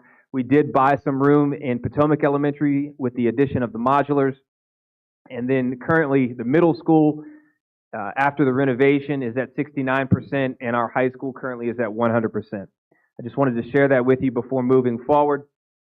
What the Board of Supervisors charged us with and what Mr. Rasavi helped me work on is the next slide. If you go to that slide, the other one.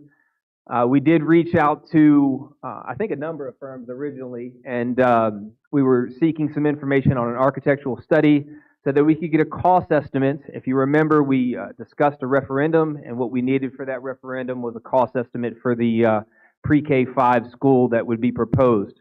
What this is information from Mosley. Mosley took what we needed in terms of that facility. That facility right now is designed as a 750 pupil building. That building, if you wanted to in comparison to another building, it's about the size of Sealston Elementary School. Currently, 600 of those pupils would be designed for kindergarten through 5th grade students, and 150 of those seats right now are designed through this model for preschool students.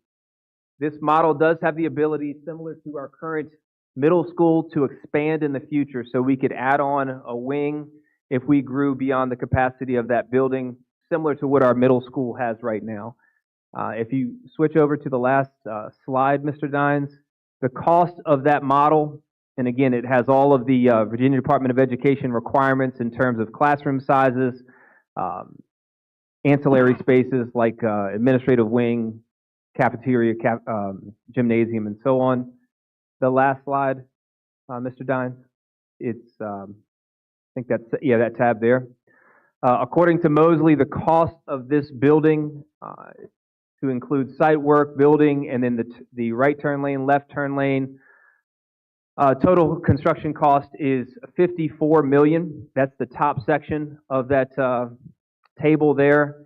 And then if you remember, they also included the connector road. The connector road, if you go back to that conversation, was the road that would get most of our school, or all of our school traffic off of that Route 3 205 intersection there, and have an inter-campus traffic pattern. That's an additional $2.4 million. I can stop there for any questions that board members may have. I got a question going back on because you brought it up. I was down at Potomac Elementary School, and I know there's a little bit of concern down there. We already had a bunch of modules sit down there and just rot that for no apparent reason.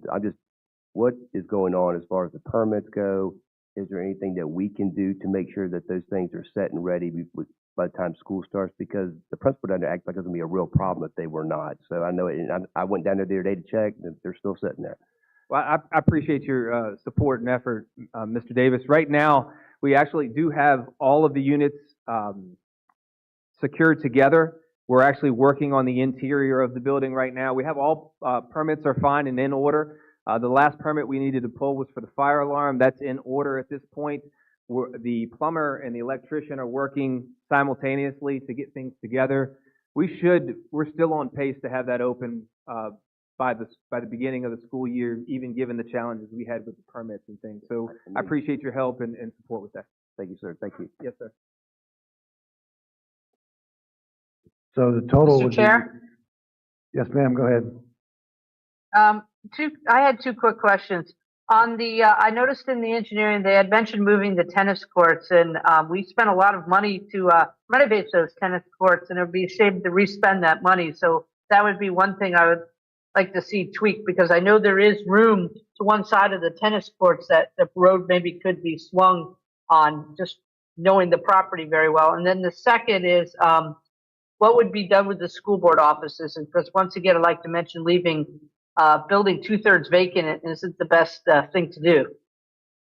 So thank you for bringing that up, Ms. Bender. I did get a email today from Mr. Young, Bryce Young, and he does believe that after looking at the plans, there is a traffic pattern that could be designed through the current property that would not include the moving of the tennis courts. So I think if you see there, that's a cost of about $450,000, and I know that was just recently done. So following that email I received from Mr. Young today, I think we would be able to not have to include that cost in moving forward. Secondly, right now the plan does not include the addition of a school board office. We would continue to be in the existing building right now, the newer portion of the building over off of St. Anthony. So the $54 million for the school, $2 million for the road. And how about tearing down the old middle school? Is that included in the price? That is not in, say that again, you tearing down the old middle school? That is not in this plan right now, I don't think. I thought that was under the preview of the county. And how about tearing down the building next to the school board office. That's not included in this either. You mean the existing preschool? Yes. The old preschool. That's not in this cost estimate yet either, but we can certainly explore that moving forward. So when the board asked for the total package, so we don't know the total package yet. So it's 56. Well, this total package would get the school. So it was my understanding that the Board of Supervisors was going to demolish the old middle school unless that's changed. And then we could certainly go out and, not that this would need to be done in order for this project to continue, but if you're requesting us to go out and seek some information about the demolition of the old preschool, we could certainly move forward with that. So the request was to go back to the school board to let us know everything they wanted. And then we would decide what would be on the referendum. So we don't know the cost of everything yet. And we're running, when does it have to be on there for a referendum? August 8th? This is,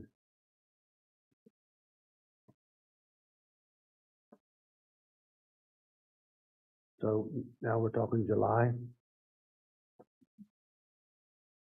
So just to be clear, what you're asking for is an additional cost of the demolition of the old preschool. So you broke it down to $54 million for the elementary preschool. You broke down the $2-some million for the path or the road interconnector, but you didn't break down to getting rid of the buildings. So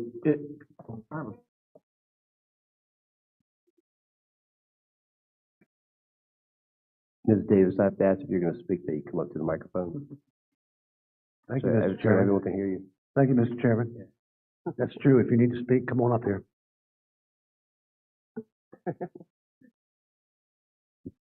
Trouble tonight. I know there is already a cost to tear down the old elementary school because you brought it up about how expensive it was. It was ridiculous, and that you could find someone cheaper to do it. So there is a cost on y'all's end somewhere that we're just waiting on you to approve it. Are you referring to the old middle school? Yes. Right. I do think, in all fairness, I know that we asked for a total thing. I do think that it could be something that could be separate from this project, only because I've already reached out to several different businesses in our community who do those things, and it's like, can you handle doing this job? And they're like, yes, sir, we can do that. We might have a more cost-effective way for a King George to be able to demolish that building at a separate cost. So, but if we're going to do a referendum, I thought that we agreed that we were going to do it for the total package to get these things in order. Well, so if it delays things, I don't know why we'd have to have a total package. I understand why we need to understand the total cost, whether it's total package or not. I have a lot of questions looking at this because I just see big numbers, and it makes me want to look and see where those big numbers come from. And then I have other questions, because if you're talking about tearing down a middle school, you've got a foundation there that did Mosley look at using the existing foundation. You don't necessarily have to dig up all that concrete and all that foundation, and you can just build on top of it. And that's a lot of cost to dig all that up just to lay it again, if it's still a good foundation. And there's no reason for us to have to pay for that again. Granted, we have to repipe some stuff, I don't know, but there's still possibly a lot of usable stuff there from the ground down.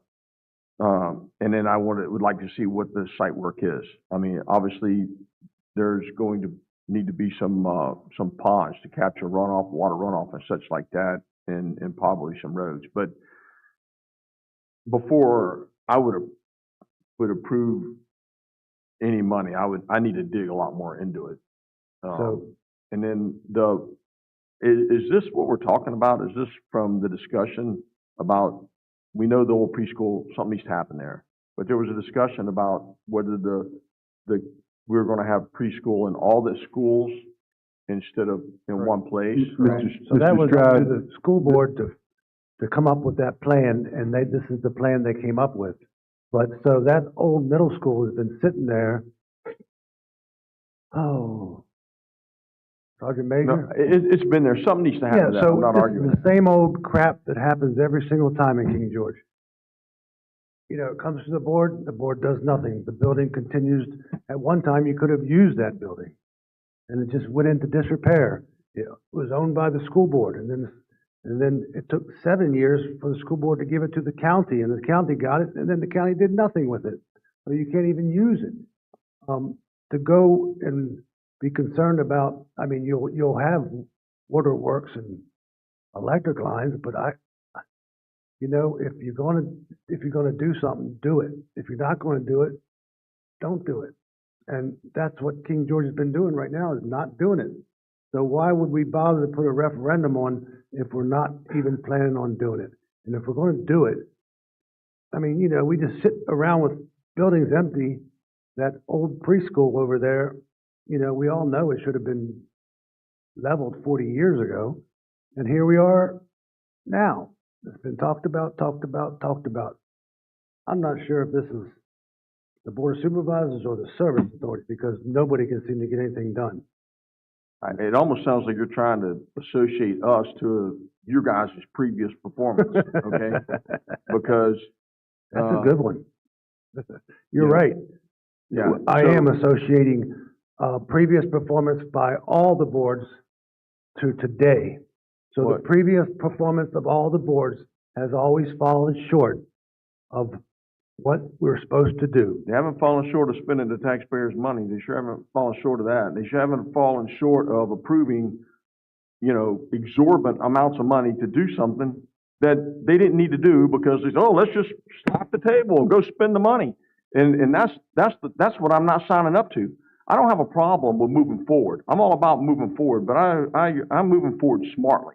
Okay, so if you're asking me to write a blank check and something based off of Mosley, whenever everything that I've looked at them is very expensive, okay, and a lot of it, I dare to say, you know, twice as much as it probably would cost to do, and now you throw some big numbers up here, and oh, you want me to slap the table on it? I'm not doing that. So this is, the purpose of this is for a resolution, so not to argue with you, Mr. Stroud, but so this is a number.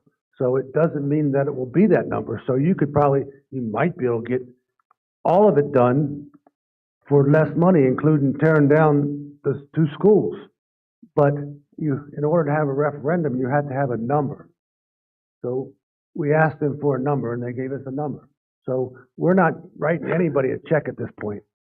We're asking the citizens if they want to basically have a tax increase to cover these type of projects. Mr. Chairman, can I sort of answer Mr. Stroud's question? When we had the meeting with the school board back, I guess it wasn't long after the budget was approved or around that time, we discussed with them the various options, standalone, different things and so forth. And what Dr. Boyd and I did, I attempted to obtain another architectural or several architectural submissions to prepare a PER or probable opinion of cost of the various options. Most of them did not want to do it because they did not want to work off of somebody else's data. You know, so they said, well, if we're going to do it, we're going to have to gather our own data and so forth. So you'd be basically starting from scratch, and it would be a lot more. And so it was very hard to find. Most architects are not going to want to come in and work off of somebody else's documents. And so in speaking with Dr. Boyd, and I don't remember the gentleman's name off the top of my head that we spoke to. Stephen Halsey. Yeah, that they had most of the information, and I believe actually the cost for them to prepare the PER was cheaper than if we got a new firm to do it. Now, how accurate all this is, I believe he spoke to us, and I think, Bill, you were in my office when we had that call, if my memory is correct. he indicated he got the information from the latest construction costs through, I believe it was the Department of Education or whatever. So, you know, I've seen probable opinions of costs that sometimes the project comes in under it, sometimes it comes in over it. But I think Bill has made a good point. I believe it would be more appropriate for the county to establish the specifications to demolish the school. And Mr. Collins has answered my question. I presume that property was turned back over to the county, which school systems usually do since they don't want to hang on to a building that they would have to maintain and spend money on. So I believe that would be the county's responsibility to prepare the demolition specs. And I don't know what year that school was built, but my guess is I pulled in the parking lot one day and looked at it. I believe it probably has asbestos and a lot of other things that will need to be addressed and handled in a proper manner. I don't know. At one point back in the, I think it was the 90s or so, the Department of Education issued funds to school systems to remove asbestos from older schools. Now, whether that school was functioning at the time and that happened, you know, I didn't know. But so that asbestos in that school, Mr. Zarvi, was mitigated. In other words, they sprayed the barrier, so it's not. Right. So okay. it was but not a lot of taken times the old tile and those things have to be removed that have asbestos. So there's a number of things around the piping and different things. But I realize what you're talking about. But I believe it would be best that since the county owns the property, I can't imagine the school system volunteering to pay to have that demolished. Ms. Bender may be able to speak to this as well. We went there maybe just around the turn of the new year and had a group of teachers, and we went through the building.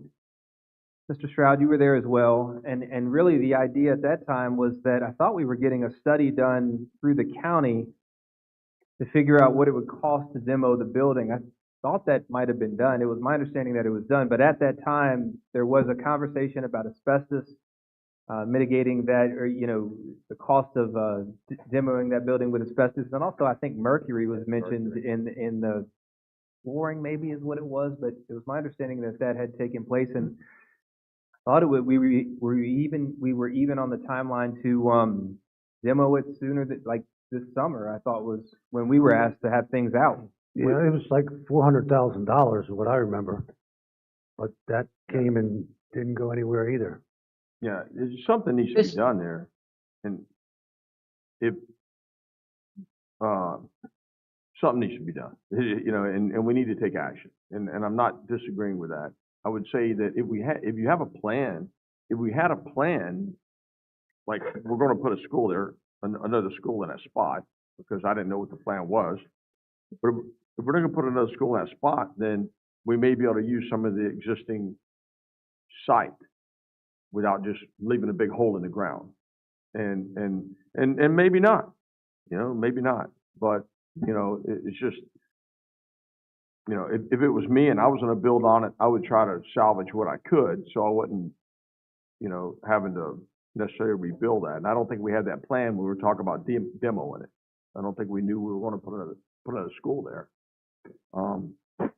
Do you know, Dr. Boyd, are they planning on building right on that footprint or using a portion of that footprint? It wouldn't be that exact footprint. It would certainly be a little different than that. So again, if you think back to that original preschool study that we went through, that 53, I believe, acre property back there was there's only 2 spots on that property, the existing footprint, and then a spot really in between the existing middle school and the footprint that would be able to house any new building at all.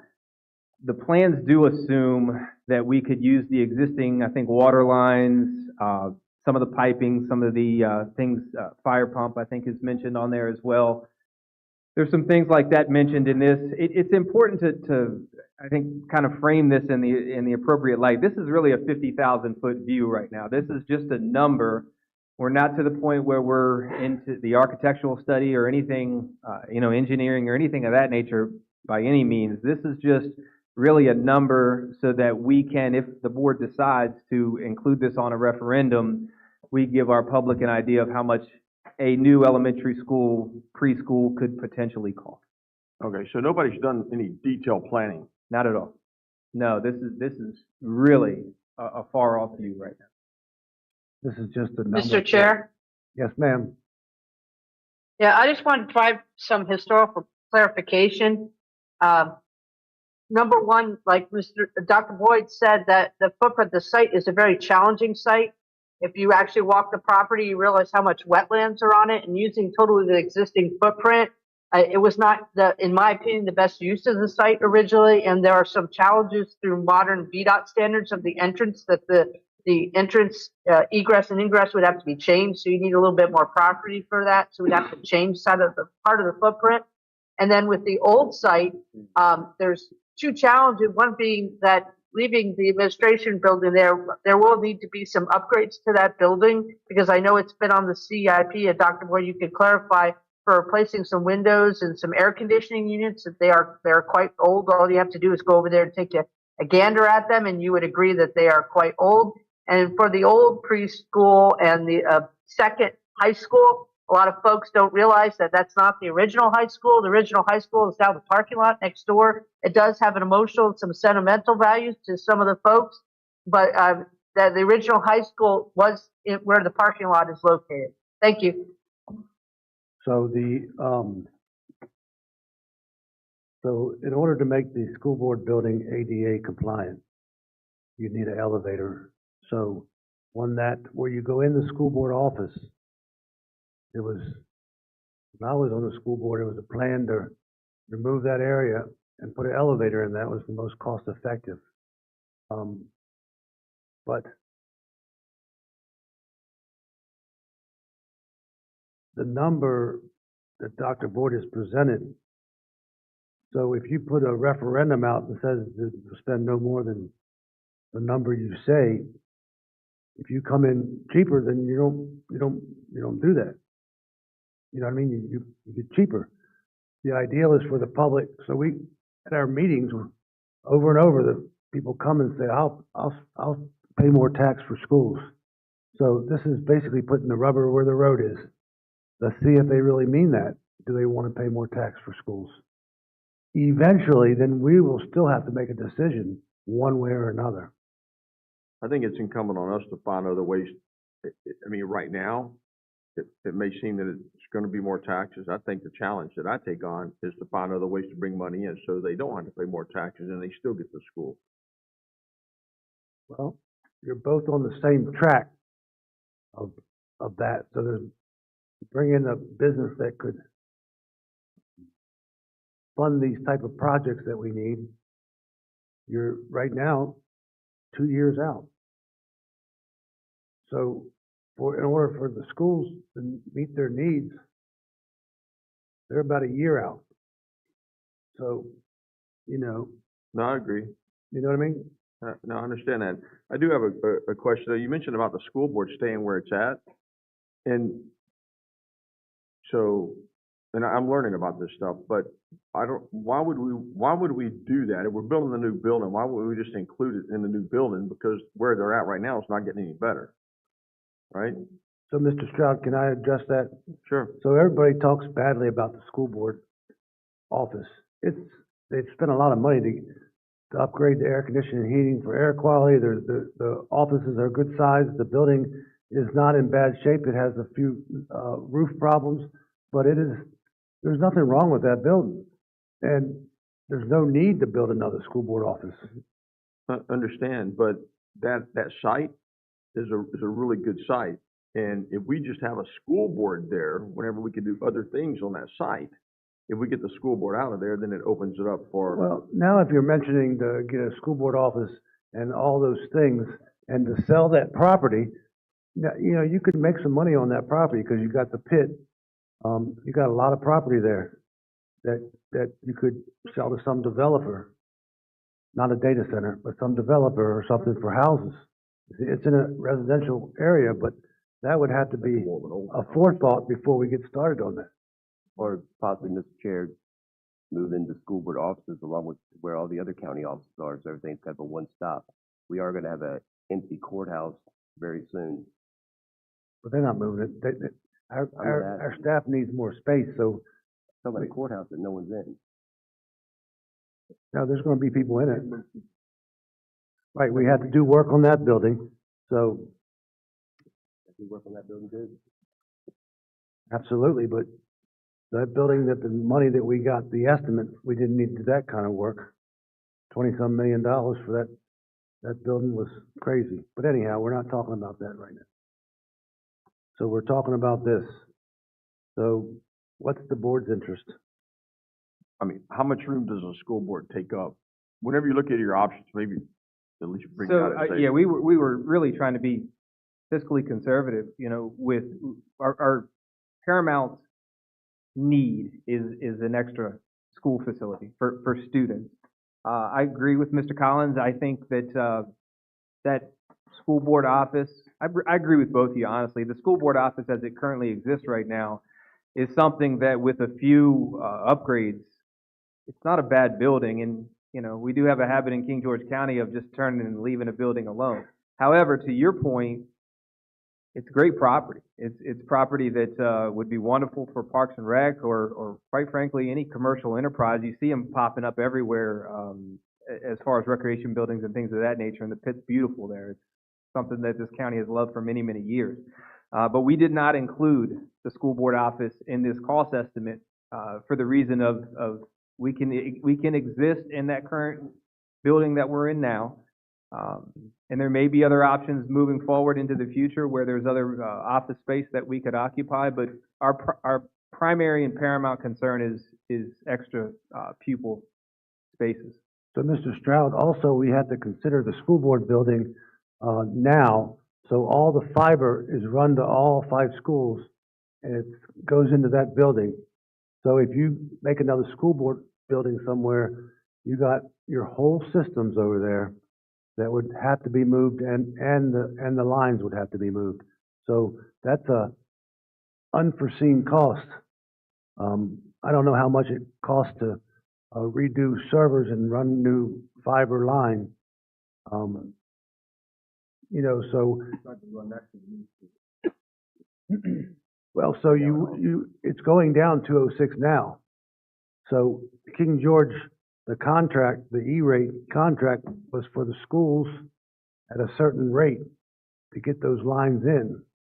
And I don't know what the contract change would be if you removed the original agreement from the school board office.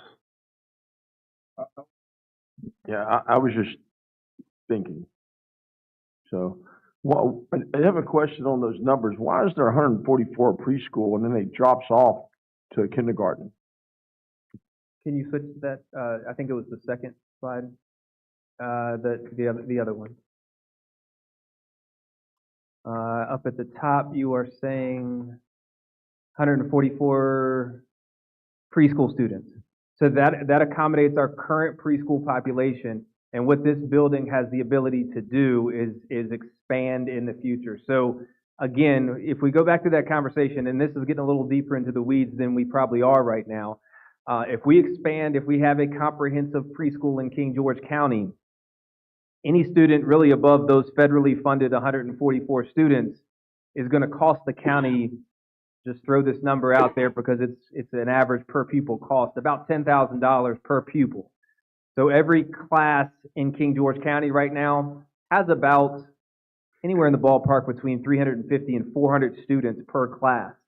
So if we do move forward into the future and decide as a county we want to have a comprehensive preschool for all of our students, that would be an addition of probably 300 more, or roughly 250 more preschool students at $10,000 a student, roughly speaking. What this covers right now is all of the federally funded preschool students that we have. And what this building does have is the ability to expand in the future if we wanted to include that comprehensive program. Who are federally funded preschool students? So this is like a Head Start program, early childhood special education program. These are the programs that we currently house in King George County that we receive federal funding for. So, I mean, I don't have any kids that young, but if I had a 4-year-old, would my 4-year-old be able to go to preschool there? It would depend if they qualify for those federal programs. 3 and 4-year-old students that qualify for one of those federally funded programs right now are eligible to attend. It's not every King George County student. As we've mentioned in the past, we certainly would like to increase that, but not many counties have comprehensive preschool programs right now. They're because of the federally cost. funded students, so there's federal funding that's gonna pay for the room or pay for that building to house them. Can you say that again? They're Is it federal funding that's going to pay for that building to house them? No, this is just this is the tuition. This is the cost of the teachers. This is the cost of the to run the program, not for the facility. These are the students that were in our current preschool facility right now. So, Mr. Sullins, you had a question? Yeah, if I could, sir, you mentioned a couple times that the design of the building allows it to be expanded relatively easily. Will the land allow it to be expanded? Yes. Okay. Good question. So, you said the land would be expanded. As I understand it, right now that current footprint, and I don't know the exact number, but I would say an acre or so in every direction.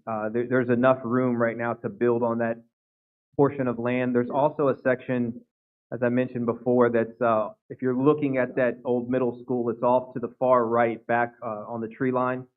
That's also flat enough to build on. Yeah, the problems over there are containment ponds, and there's gonna be a lot of those are expensive, building the containment ponds for the water runoff, and then if you're not building on virgin soil, when you start building, you want to build on virgin soil, and if you've got the pre-existing pad that you can build on without having to dig it up, then we may get some cost savings here as well. But of course, it's still early now that I'm learning to Yes, sir. figure that out. Go ahead, Mr. Sullins. So with this, the estimate, has Mosley been out and actually seen the site? Yes, they have. Okay, Yeah. so they know what they're dealing with in terms of drainage and stuff like that? Yep. So part of their initial feasibility study, when we initially did this, they reviewed that property. They did a wetlands assessment of that property, and they've toured that facility. Okay. And you mentioned that you were trying to be fiscally conservative, and there was a discussion earlier about, if we come in under cost, we save money. How sure are we that we're not going to come in over cost? All I can base my understanding on is currently Mosley's assessment. And again, there's obviously we're talking about June 2024 dollars right now, and when we determine to build this, that could certainly change. Well, it's kind of like a fire station. You can build a fire station for this amount of money or that amount of money. So you can build a school for this amount of money or that amount of money. It all depends. The state requires certain things for the school to be, and that's what they planned on in Mosley, and they're pretty good at that, schools. But go ahead. No, I'm sorry, I didn't mean to interrupt. I was just going to say, I'm new to working with county government. I'm very familiar with working with federal government, where that estimate's just a guideline, and it never seems to work out for you in the end. Well, so this board, the 4 of us here and the one online, made a public agreement to save money and spend money wisely. So I don't think that this board has gone off that whatsoever. You know what I mean? No, that's not my argument. That's what I'm trying to say, is I want to make sure that there's some assurances here that these numbers are what we're holding to, and that we're not going to find that as we get into this project, there's hidden costs, there's drainage we didn't account for, there's other things I mean, you can't predict another pandemic, driving the building costs up a great deal, but to some extent, I would like some assurance that, these numbers are the ones that we're dealing with and not, that's close. So, Mr. Chairman, can I add something? In Virginia, I participated in building a middle school in Middlesex and also the high school recently in Westmoreland. And I'm not sure how you've done that here in the past, but we've always had a committee of Board of Supervisors members and school board members to do value engineering. When you get the actual bids in, then you can sit down and do value engineering. And I can tell you, you can reduce the cost significantly. So, I guess nobody knows what the economy is going to do, up or down, or if you'd have a good recession, that would help out immensely in construction costs and so forth. But so I think that's something you got to look at. You got to make sure the number you're starting with is a solid number. And right. And Well, I mean, I wish I had a Ouija board to tell you what that number so is. that's what you were saying, solid number, and so was Mr. Stroud was talking about a pretty solid number. So how do you feel about that? Is it a solid number? as best as I can tell you today, I would conclude the same thing that Mr. Wasabi is. It's probably better at the student population numbers than the cost of building numbers. Correct. So, So where are we going to go with this? So if you want to do a referendum, you only got a certain amount of time. So where are we at there? You got to first decide if you're going to do it. And if you're not going to do it, then you got to decide when will these things occur, because they will have to occur eventually. The board's open for discussion. Ms. Bender? Ms. Bender, you awake? Oh, yeah, just trying to unmute. What's up? So I'm listening. we're looking for discussion on this issue.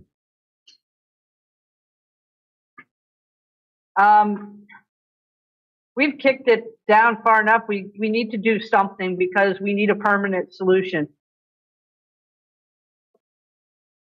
So if are you more likely to be interested in a referendum, or are you more likely to I don't know, wait for something?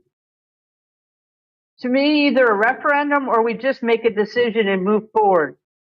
Because we do know that we have needs that our preschool students do need a permanent home. There's a better facility. We do know that we need probably most likely, due to projections, a fourth elementary school sooner rather than later. And we do have some overcrowding at the high school and some of our elementary schools. So I will listen further to the debate. That is my opinion. Does anybody know how many houses were built in King George this year? No. Mr. Chairman. Mr. Collins, I'm using projections from Weldon Cooper, which I've seen. Yeah, I was just wondering how many actual houses were built in King George this last year, because that will give you a very bird's eye view of what's to come. Does Jesse? I couldn't, Dr. Boyd. Sir? I couldn't see that. Was there a contingency included in that estimate? Yeah. Okay. I couldn't see what it was, but On that other slide. Mr. Davis? Yes, sir. I think, if we're looking at not kicking things down the road, if we're looking at making decisions, whether this is what we're choosing to do, I'll be honest with you, I have second thoughts about the referendum and doing it that way, as opposed to, there's part of me that also feels like the citizens of King George voted me in to make these decisions and to do the best job that I can do making decisions and cut where it needs to be cut and making things work. If it's to speed up not to do a referendum, and we can just get to work with actual cost and what things are going to look like, then I'm not so sure that, I second guess wanting to do it that route and put it forth as a referendum. That's Mis- part of my thought. Can I explain something to Mr. Davis? The one option, if you do the referendum and so forth, that's just approval for a general obligation bond. So with your bond rating, you generally get better financing terms with that's not the only route, but even if it's approved and you choose you want to do, say, a financing through your economic development authority, that's a possibility too, also to do. So there's different options and flexibility. It's not like this locks you into having to do this. Yeah, my thought, thank you, Mr. Todd, for that. My thought is, I don't, because I haven't been, it hasn't been hard for me to make tough decisions so far. I don't want people to think that the reason why you're doing a referendum is because you're too scared to raise the taxes, you're too scared to make those decisions down the line. I don't want that to be the reason why they're doing it. To include the public in the decision making is a whole other ball, but it's intent and motive that moves me as well. And I'm not trying to pass the buck on to them saying, well, do you want your taxes raised? Then vote this. If you don't, then, because we need a new school. If they do vote no, are we not going to build a school? That's my opinion on it. We're going to have to build a school regardless of what they say, of what everyone in the county knows that we're open capacity, that we're going to need a new school, that we're going to need it. So it almost makes that seem irrelevant in a sense. Not that the people of King George's voices are very much that's why we're here today. But I'm also not trying to do a Pontius Pilate and wash my hands of it. You understand? That's my point. Is we need a school, right? If everyone in the county voted against the school, it doesn't change the fact that we need a school. Does this change are we gonna have to hire new teachers to be in this school? No, excuse me, not for the preschool, but for yes, there will be some costs to running that new school. Because they're new classrooms. Yeah, you're right. No, for the 4th elementary school, it will be a brand new, any new school in this county is going to have to be staffed. And those will be costs down the road. And again, I mean, at some point we're going to reach capacity and need a new school building, and yes, it will cost to staff it and so on. So, Mr. Rosavi,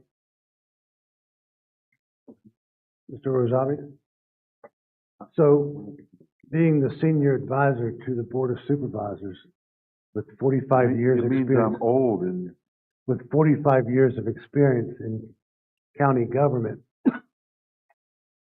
what is your opinion on the best route to go?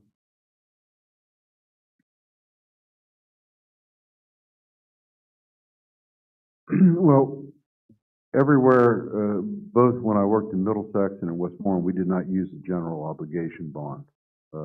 What we did is we went through our economic or industrial development authority that basically borrowed the money, loaned it through the Board of Supervisors to pay for the construction of the school, and then there was a lease payments from the county which would cover the debt service payments for the facility. For example, in Westmoreland, we did the loan through rural development, and they will set a maximum at the time of the loan, which was 3.5% for one loan and 3.25. The rates dropped down to 2.1, and we're getting ready to go back up in December.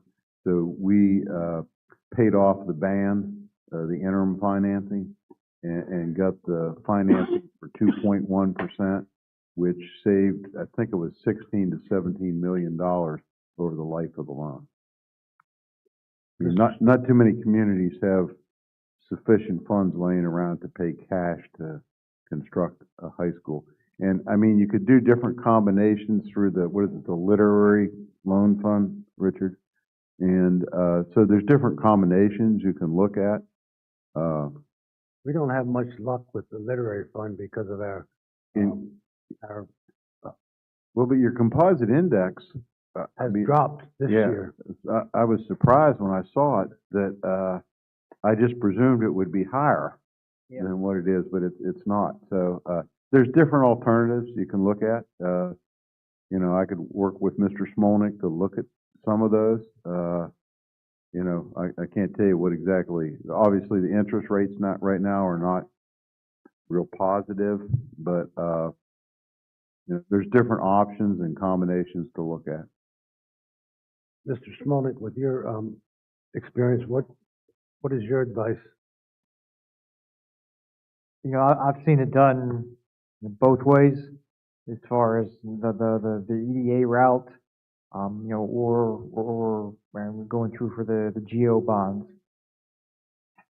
You know, this is, as we talked about, this is the 50,000-foot view. You know, I think Mr. Davis said it right.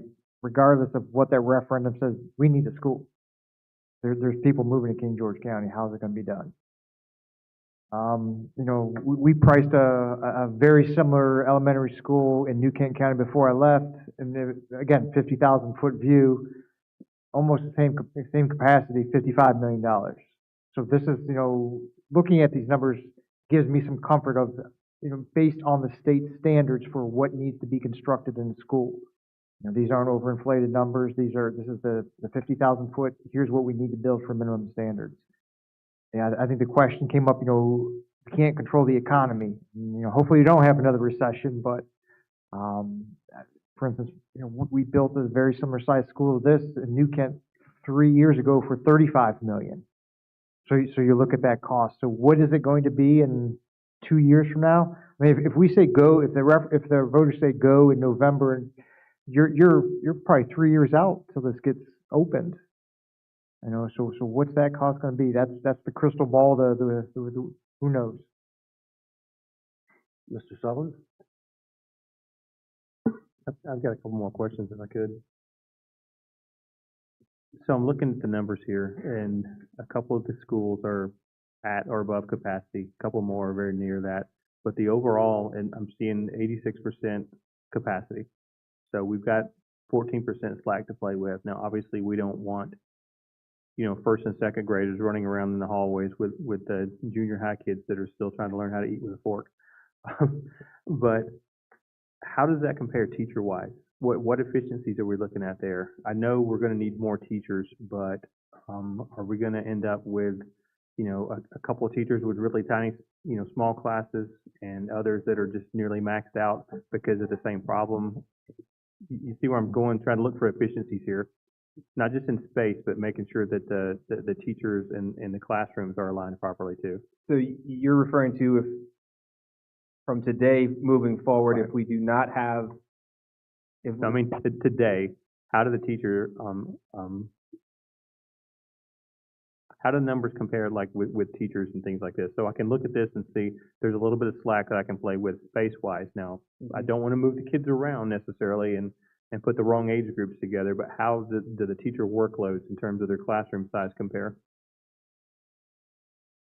So right now, I mean, there's an SOQ document. This is the Standards of Quality document that comes from the state, and we're pretty much, particularly on the K-3 level, prescribed to certain class sizes.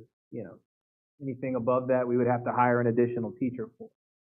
In terms of teacher to student ratio, we're in good shape right now. Mm-hmm. We're in better shape with student to teacher ratio than we are with the space that we have in the building. Gotcha.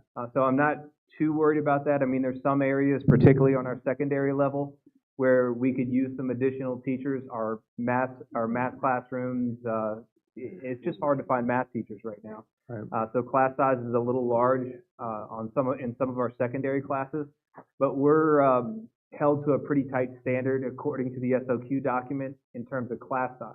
Okay. So I feel pretty good about that right now. But there are kids coming into King George County every day, so we're growing at a pretty good rate. Gotcha. Mm-hmm. And so, I was just saying that 14%. I don't know how, you know, you think normally on a 14% that'd be a good number, but no, it's cutting it close without a doubt. I was just wondering if is the teacher thing that close or is it different? Go ahead. Oh, the per pupil? Per pupil? Yeah. I don't know what the per pupil number is. I think too, to your point, I think the 14% number is getting close. It's, if we're talking about 3 years out, obviously that amount of time is gonna That gap shrink, is closing is gonna fast. shrink that percentage. The other thing is that, how do I describe this? You know, what our pupils need, what our students need is very specialized. So that 14% is across the board, for the entire school division. However, there's certain areas that have, less capacity than that. You know, let's pick a particular grade and we'll have a higher number of pupils in that grade that we've already met capacity at. So there's some areas that we're reaching capacity already. We're trying to fluctuate our program of studies and make modifications within the school division always to improve our efficiency. But as we do get closer to that 100% mark, especially if we're 3 years out right now, we start to sound some alarms a bit, you know, a bit. Gotcha. Yeah. Mr. Mr. Smalley, I know you only been here 3 weeks, but, you've had an opportunity to go down to the, community development, and do you have any idea how many housing units, are in the works right now? Not right now, but on my list here, of, get the number of COs for the past 5 years. I can present that to the board. And also, I think a good piece of information for the board will be to look at the number of units that are already approved and not yet built.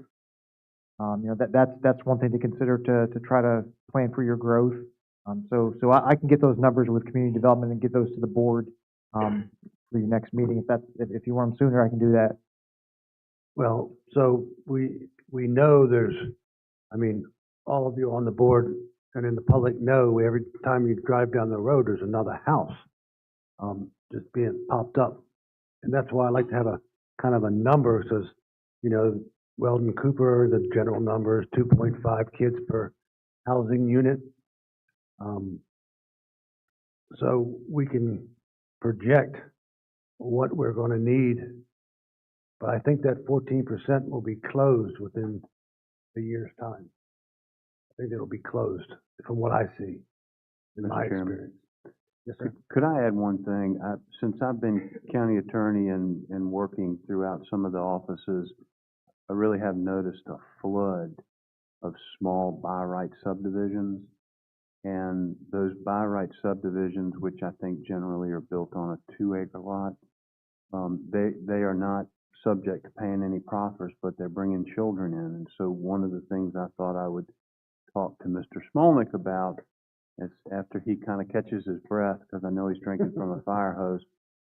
You all have the authority to tweak your zoning ordinance such that maybe you could encourage rezonings rather than by right. And when folks rezone, they generally want to pay voluntary proffers to the county for school construction, for fire and rescue, for police, for libraries, for parks and rec, for everything. And one of the things I've really noticed is you get very few rezoning requests, and you have a pile of small by right subdivisions trying to get approved. So it's just a thought for y'all. Well, I would personally be for that. I don't know how the rest of y'all feel about that. But so back to the subject at matter of hand. Where do y'all want to go with this? First off, I guess the easiest question is, the answer is, do you want to do a referendum or not? So, Mr. Sullins? Yes. Mr. Davis? Ms. Bender? For me, I just want to take care of the problem. So if we don't need a referendum, Well, kind of give me one way or the other. I'll go with what the majority states. But we know what the problem is. So we need to solve the problem. If it's a referendum, then it's a referendum. If it's just voting and moving forward, then let's just do it. Mr. Stroud?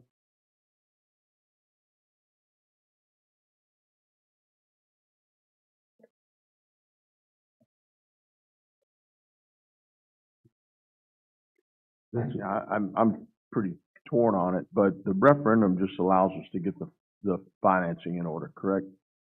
Mr. Savi? It permits, with voter approval, it's a general obligation bond, your bond rating, you could probably get a better, interest rate. Right. It's not to say you couldn't get a decent interest rate, going the other route, but that's basically all it does.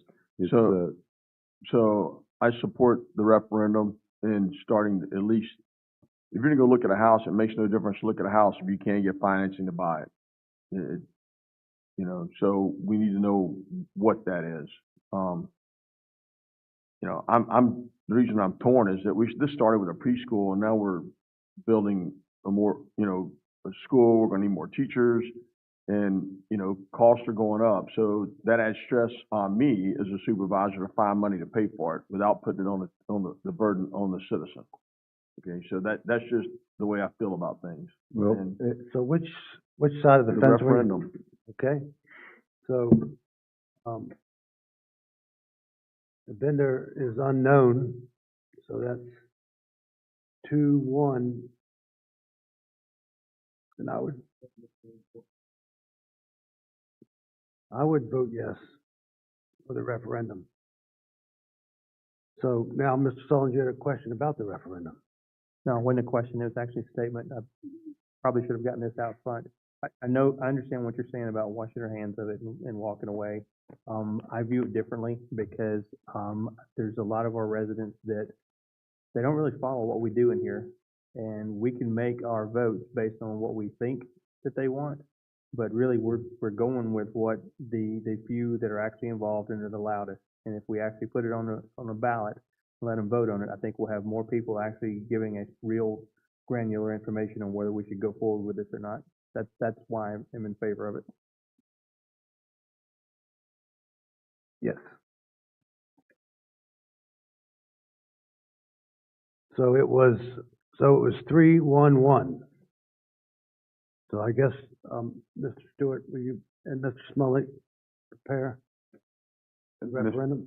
Mr. Chairman, if you all are gonna do that, then I think you need to have a proper resolution, and the amount, when you want it on. You wanna do it this, I see it as $56 million. Is that a correct number? Closer to 57. 57. Okay, 57. Mr. Chair, can we also have, just so the voters actually understand, at least like a definition or a couple of sentences to Oh, it would have explain to be exactly what? absolutely, it would have to be spelled out. Nobody's gonna go in, well, they're not allowed to go in and just vote for $57 million for schools. They have to say what you're gonna do. I just want to clarify so that the public knows exactly why it's needed and what it is for. and so, Mr. Chairman, I just wanna make sure, somebody's gonna make a motion to have a $57 million bond referendum question on the November 5th general election, November 5th, 2024.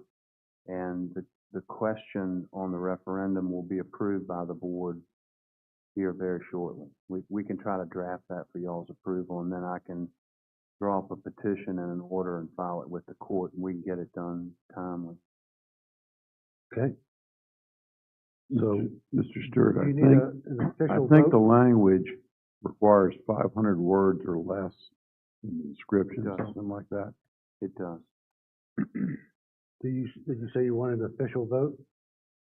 Yes, sir. If you want to I want to be able to report to the court that there was Okay. a resolution, motion made, seconded, and there was a vote. I've got to put that in the petition. All right, the motion? Sullivan? All right, I'll give it a try. I make a motion that we put an entry on the November 5th election for a referendum for $57 million to build out a new a new elementary school and preschool in the place of the existing middle school. Is that sufficient? Okay, is there a second? I'll second it. Is there any discussion? Any more discussion? Yes, Mr. Chair, I know Mr. Solons did, if I heard it accurately, said, on the site of the old middle school, I just wanted to clarify if that was the proper language we needed Well, the for language the will, location. Mr. Stewart will do the proper language and then we'll vote on the language. So right now, At a future meeting? oh yes, absolutely. Okay, thank you. I was just having a dropout, so I couldn't hear it all. Thank you. Okay, all those in favor? One more. Was there a second? Was there properly seconded? Second. I second. You seconded, so, yeah. Aye. Aye. Aye. Aye. Chair votes aye. Okay, we'll see what happens here, Dr. Boyd. Thank you. Alrighty. Mr. Razavi, debt mitigation.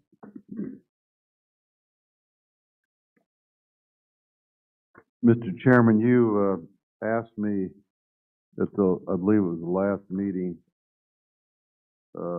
we were discussing various aspects of the outstanding debt. And one of the items you asked me in particular about was the $15 million line of credit that was issued for the service authority. Is that right? For the, and you asked me what that balance was. And so we have that transaction history that Ms. Cobb got for us today, so you can see what that balance is. We have examined the documents, and we have found them to be in order, that the purchase was made of what I call the electronic meters, I guess is the proper term. And then I believe there was a vac truck, ditch witch vac truck. Is there one other item or not?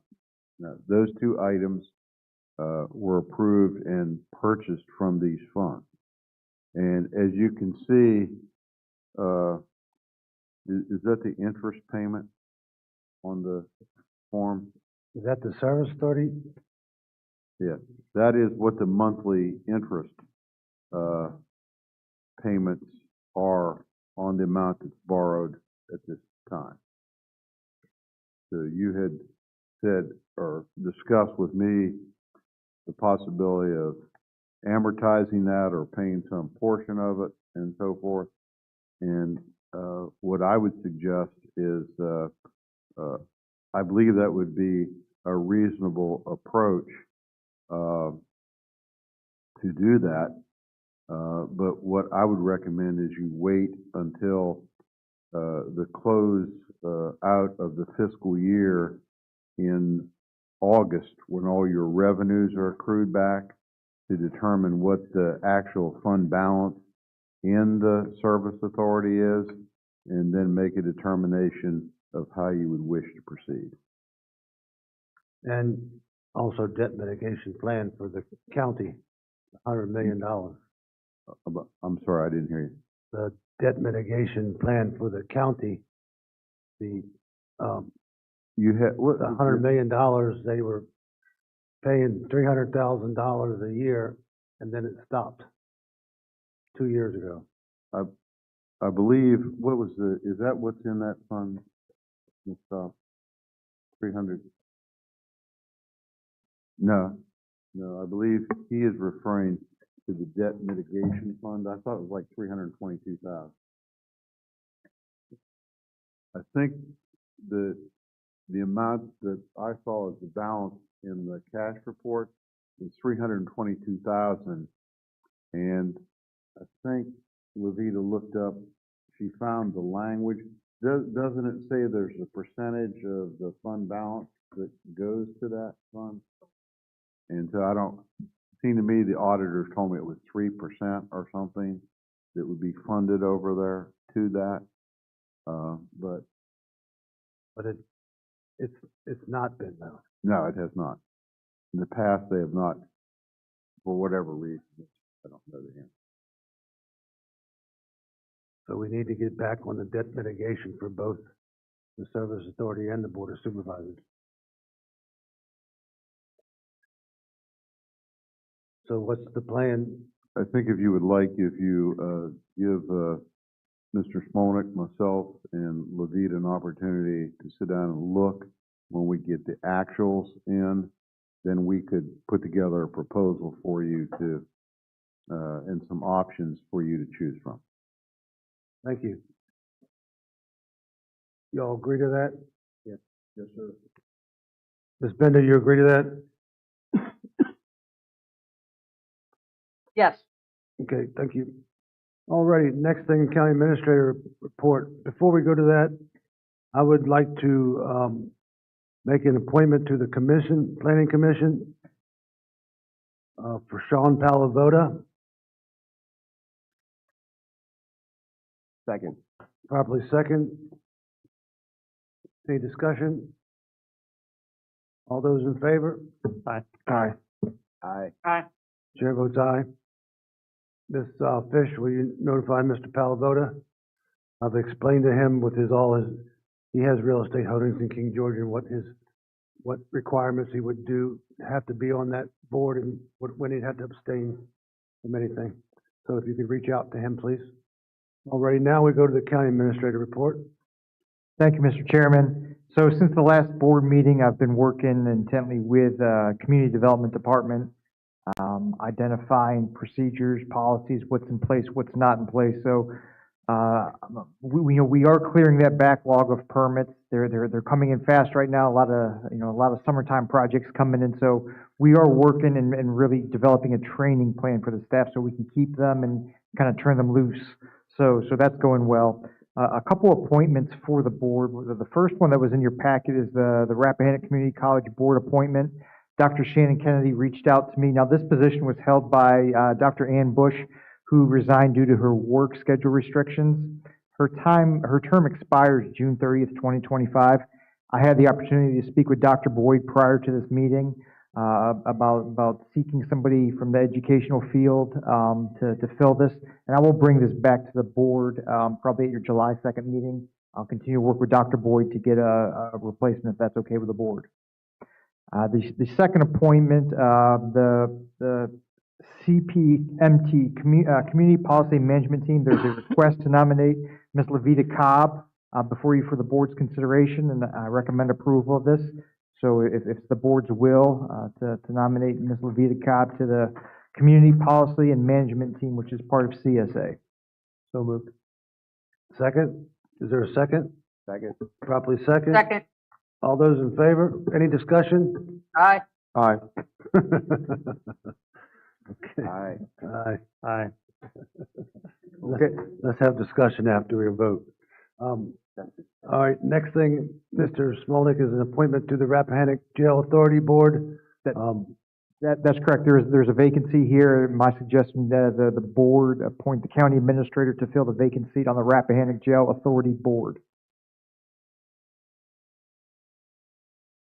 So you So want to moved. nominate you? So moved. So moved twice. Is there a second? Second. Second, any discussion? Seeing none, all those in favor? Aye. Aye. Aye. Chair votes aye. And then, Mr. Chairman, the last thing that I have before me, I know there's some coordination going on for a joint meeting with the Economic Development Authority Board. Yes, sir. Looking at a potential date of July 2nd at 4:30, if not a backup date, July 16th, 4:30. Both of these joint meetings with the EDA would coincide just before the regularly scheduled BOS/BOD board meeting. So, we can talk offline, or is this, looking at these two dates on your calendars, is there a preference? Would either of them work for the board? Again, that's July 2nd at 4:30 or July 16th at 4:30 for a joint meeting with the EDA. I would like to make it July 2nd. We need to move a little quicker than the second meeting in July, if possible. And then I just want to follow up, Mr. Solomon. Ms. Roan Grape, she is consulting with the EDA board members with these two dates. So, but they're kind of waiting for some direction from the Board of Supervisors. So that is the request. But we are working with the EDA board members, but you guys have your, I guess, pick of date.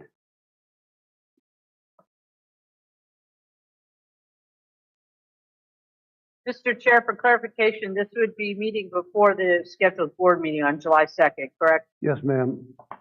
Just an hour before. Would we, Yeah, I have no problem with that. would we invite the chair of the EDA to come and participate in the agenda building? The agenda building? The making of the agenda for that meeting?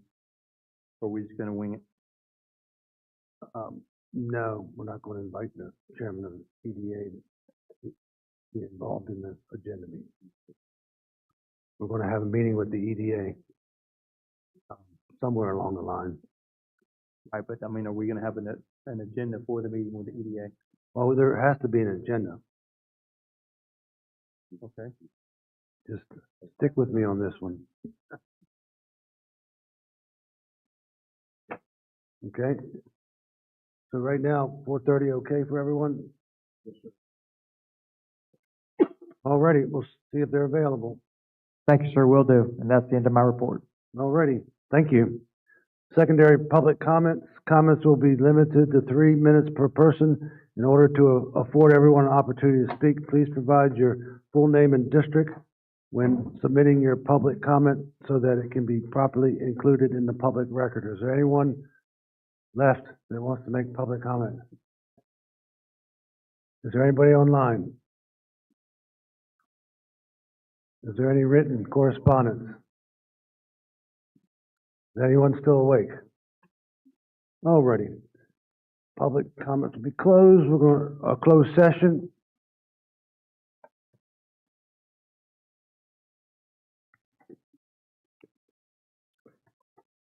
Mr. Chair, Yes, sir.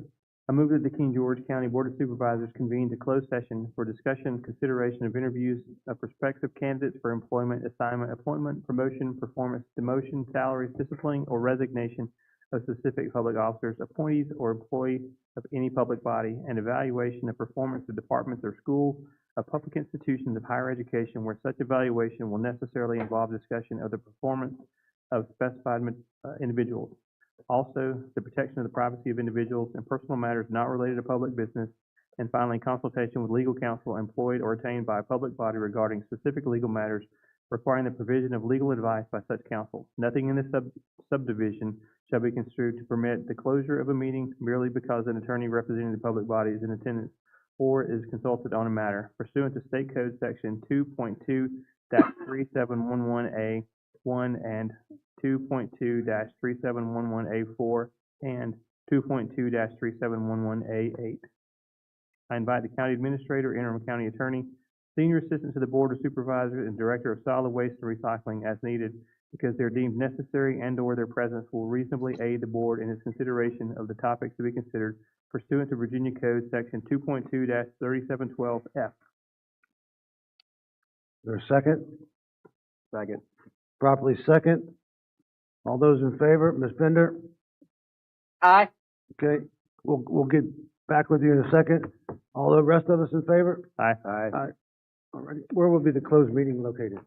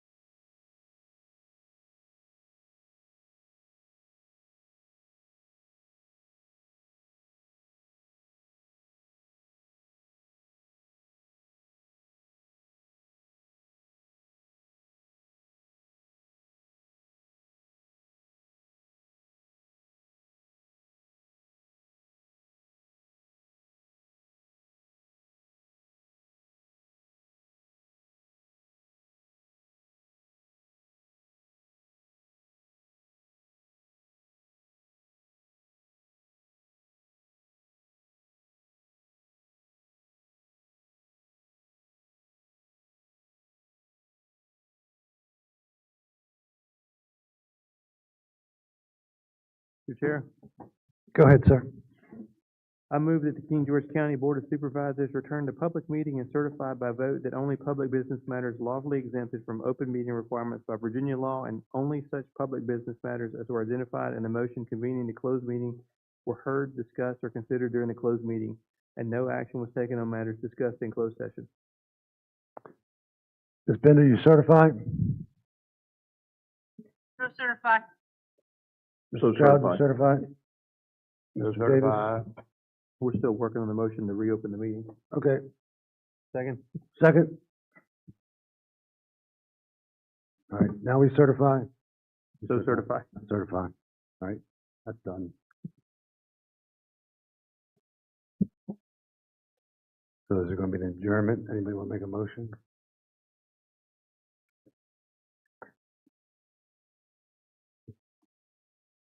Let me get the date. Stand by. Oh, I had that screensaver.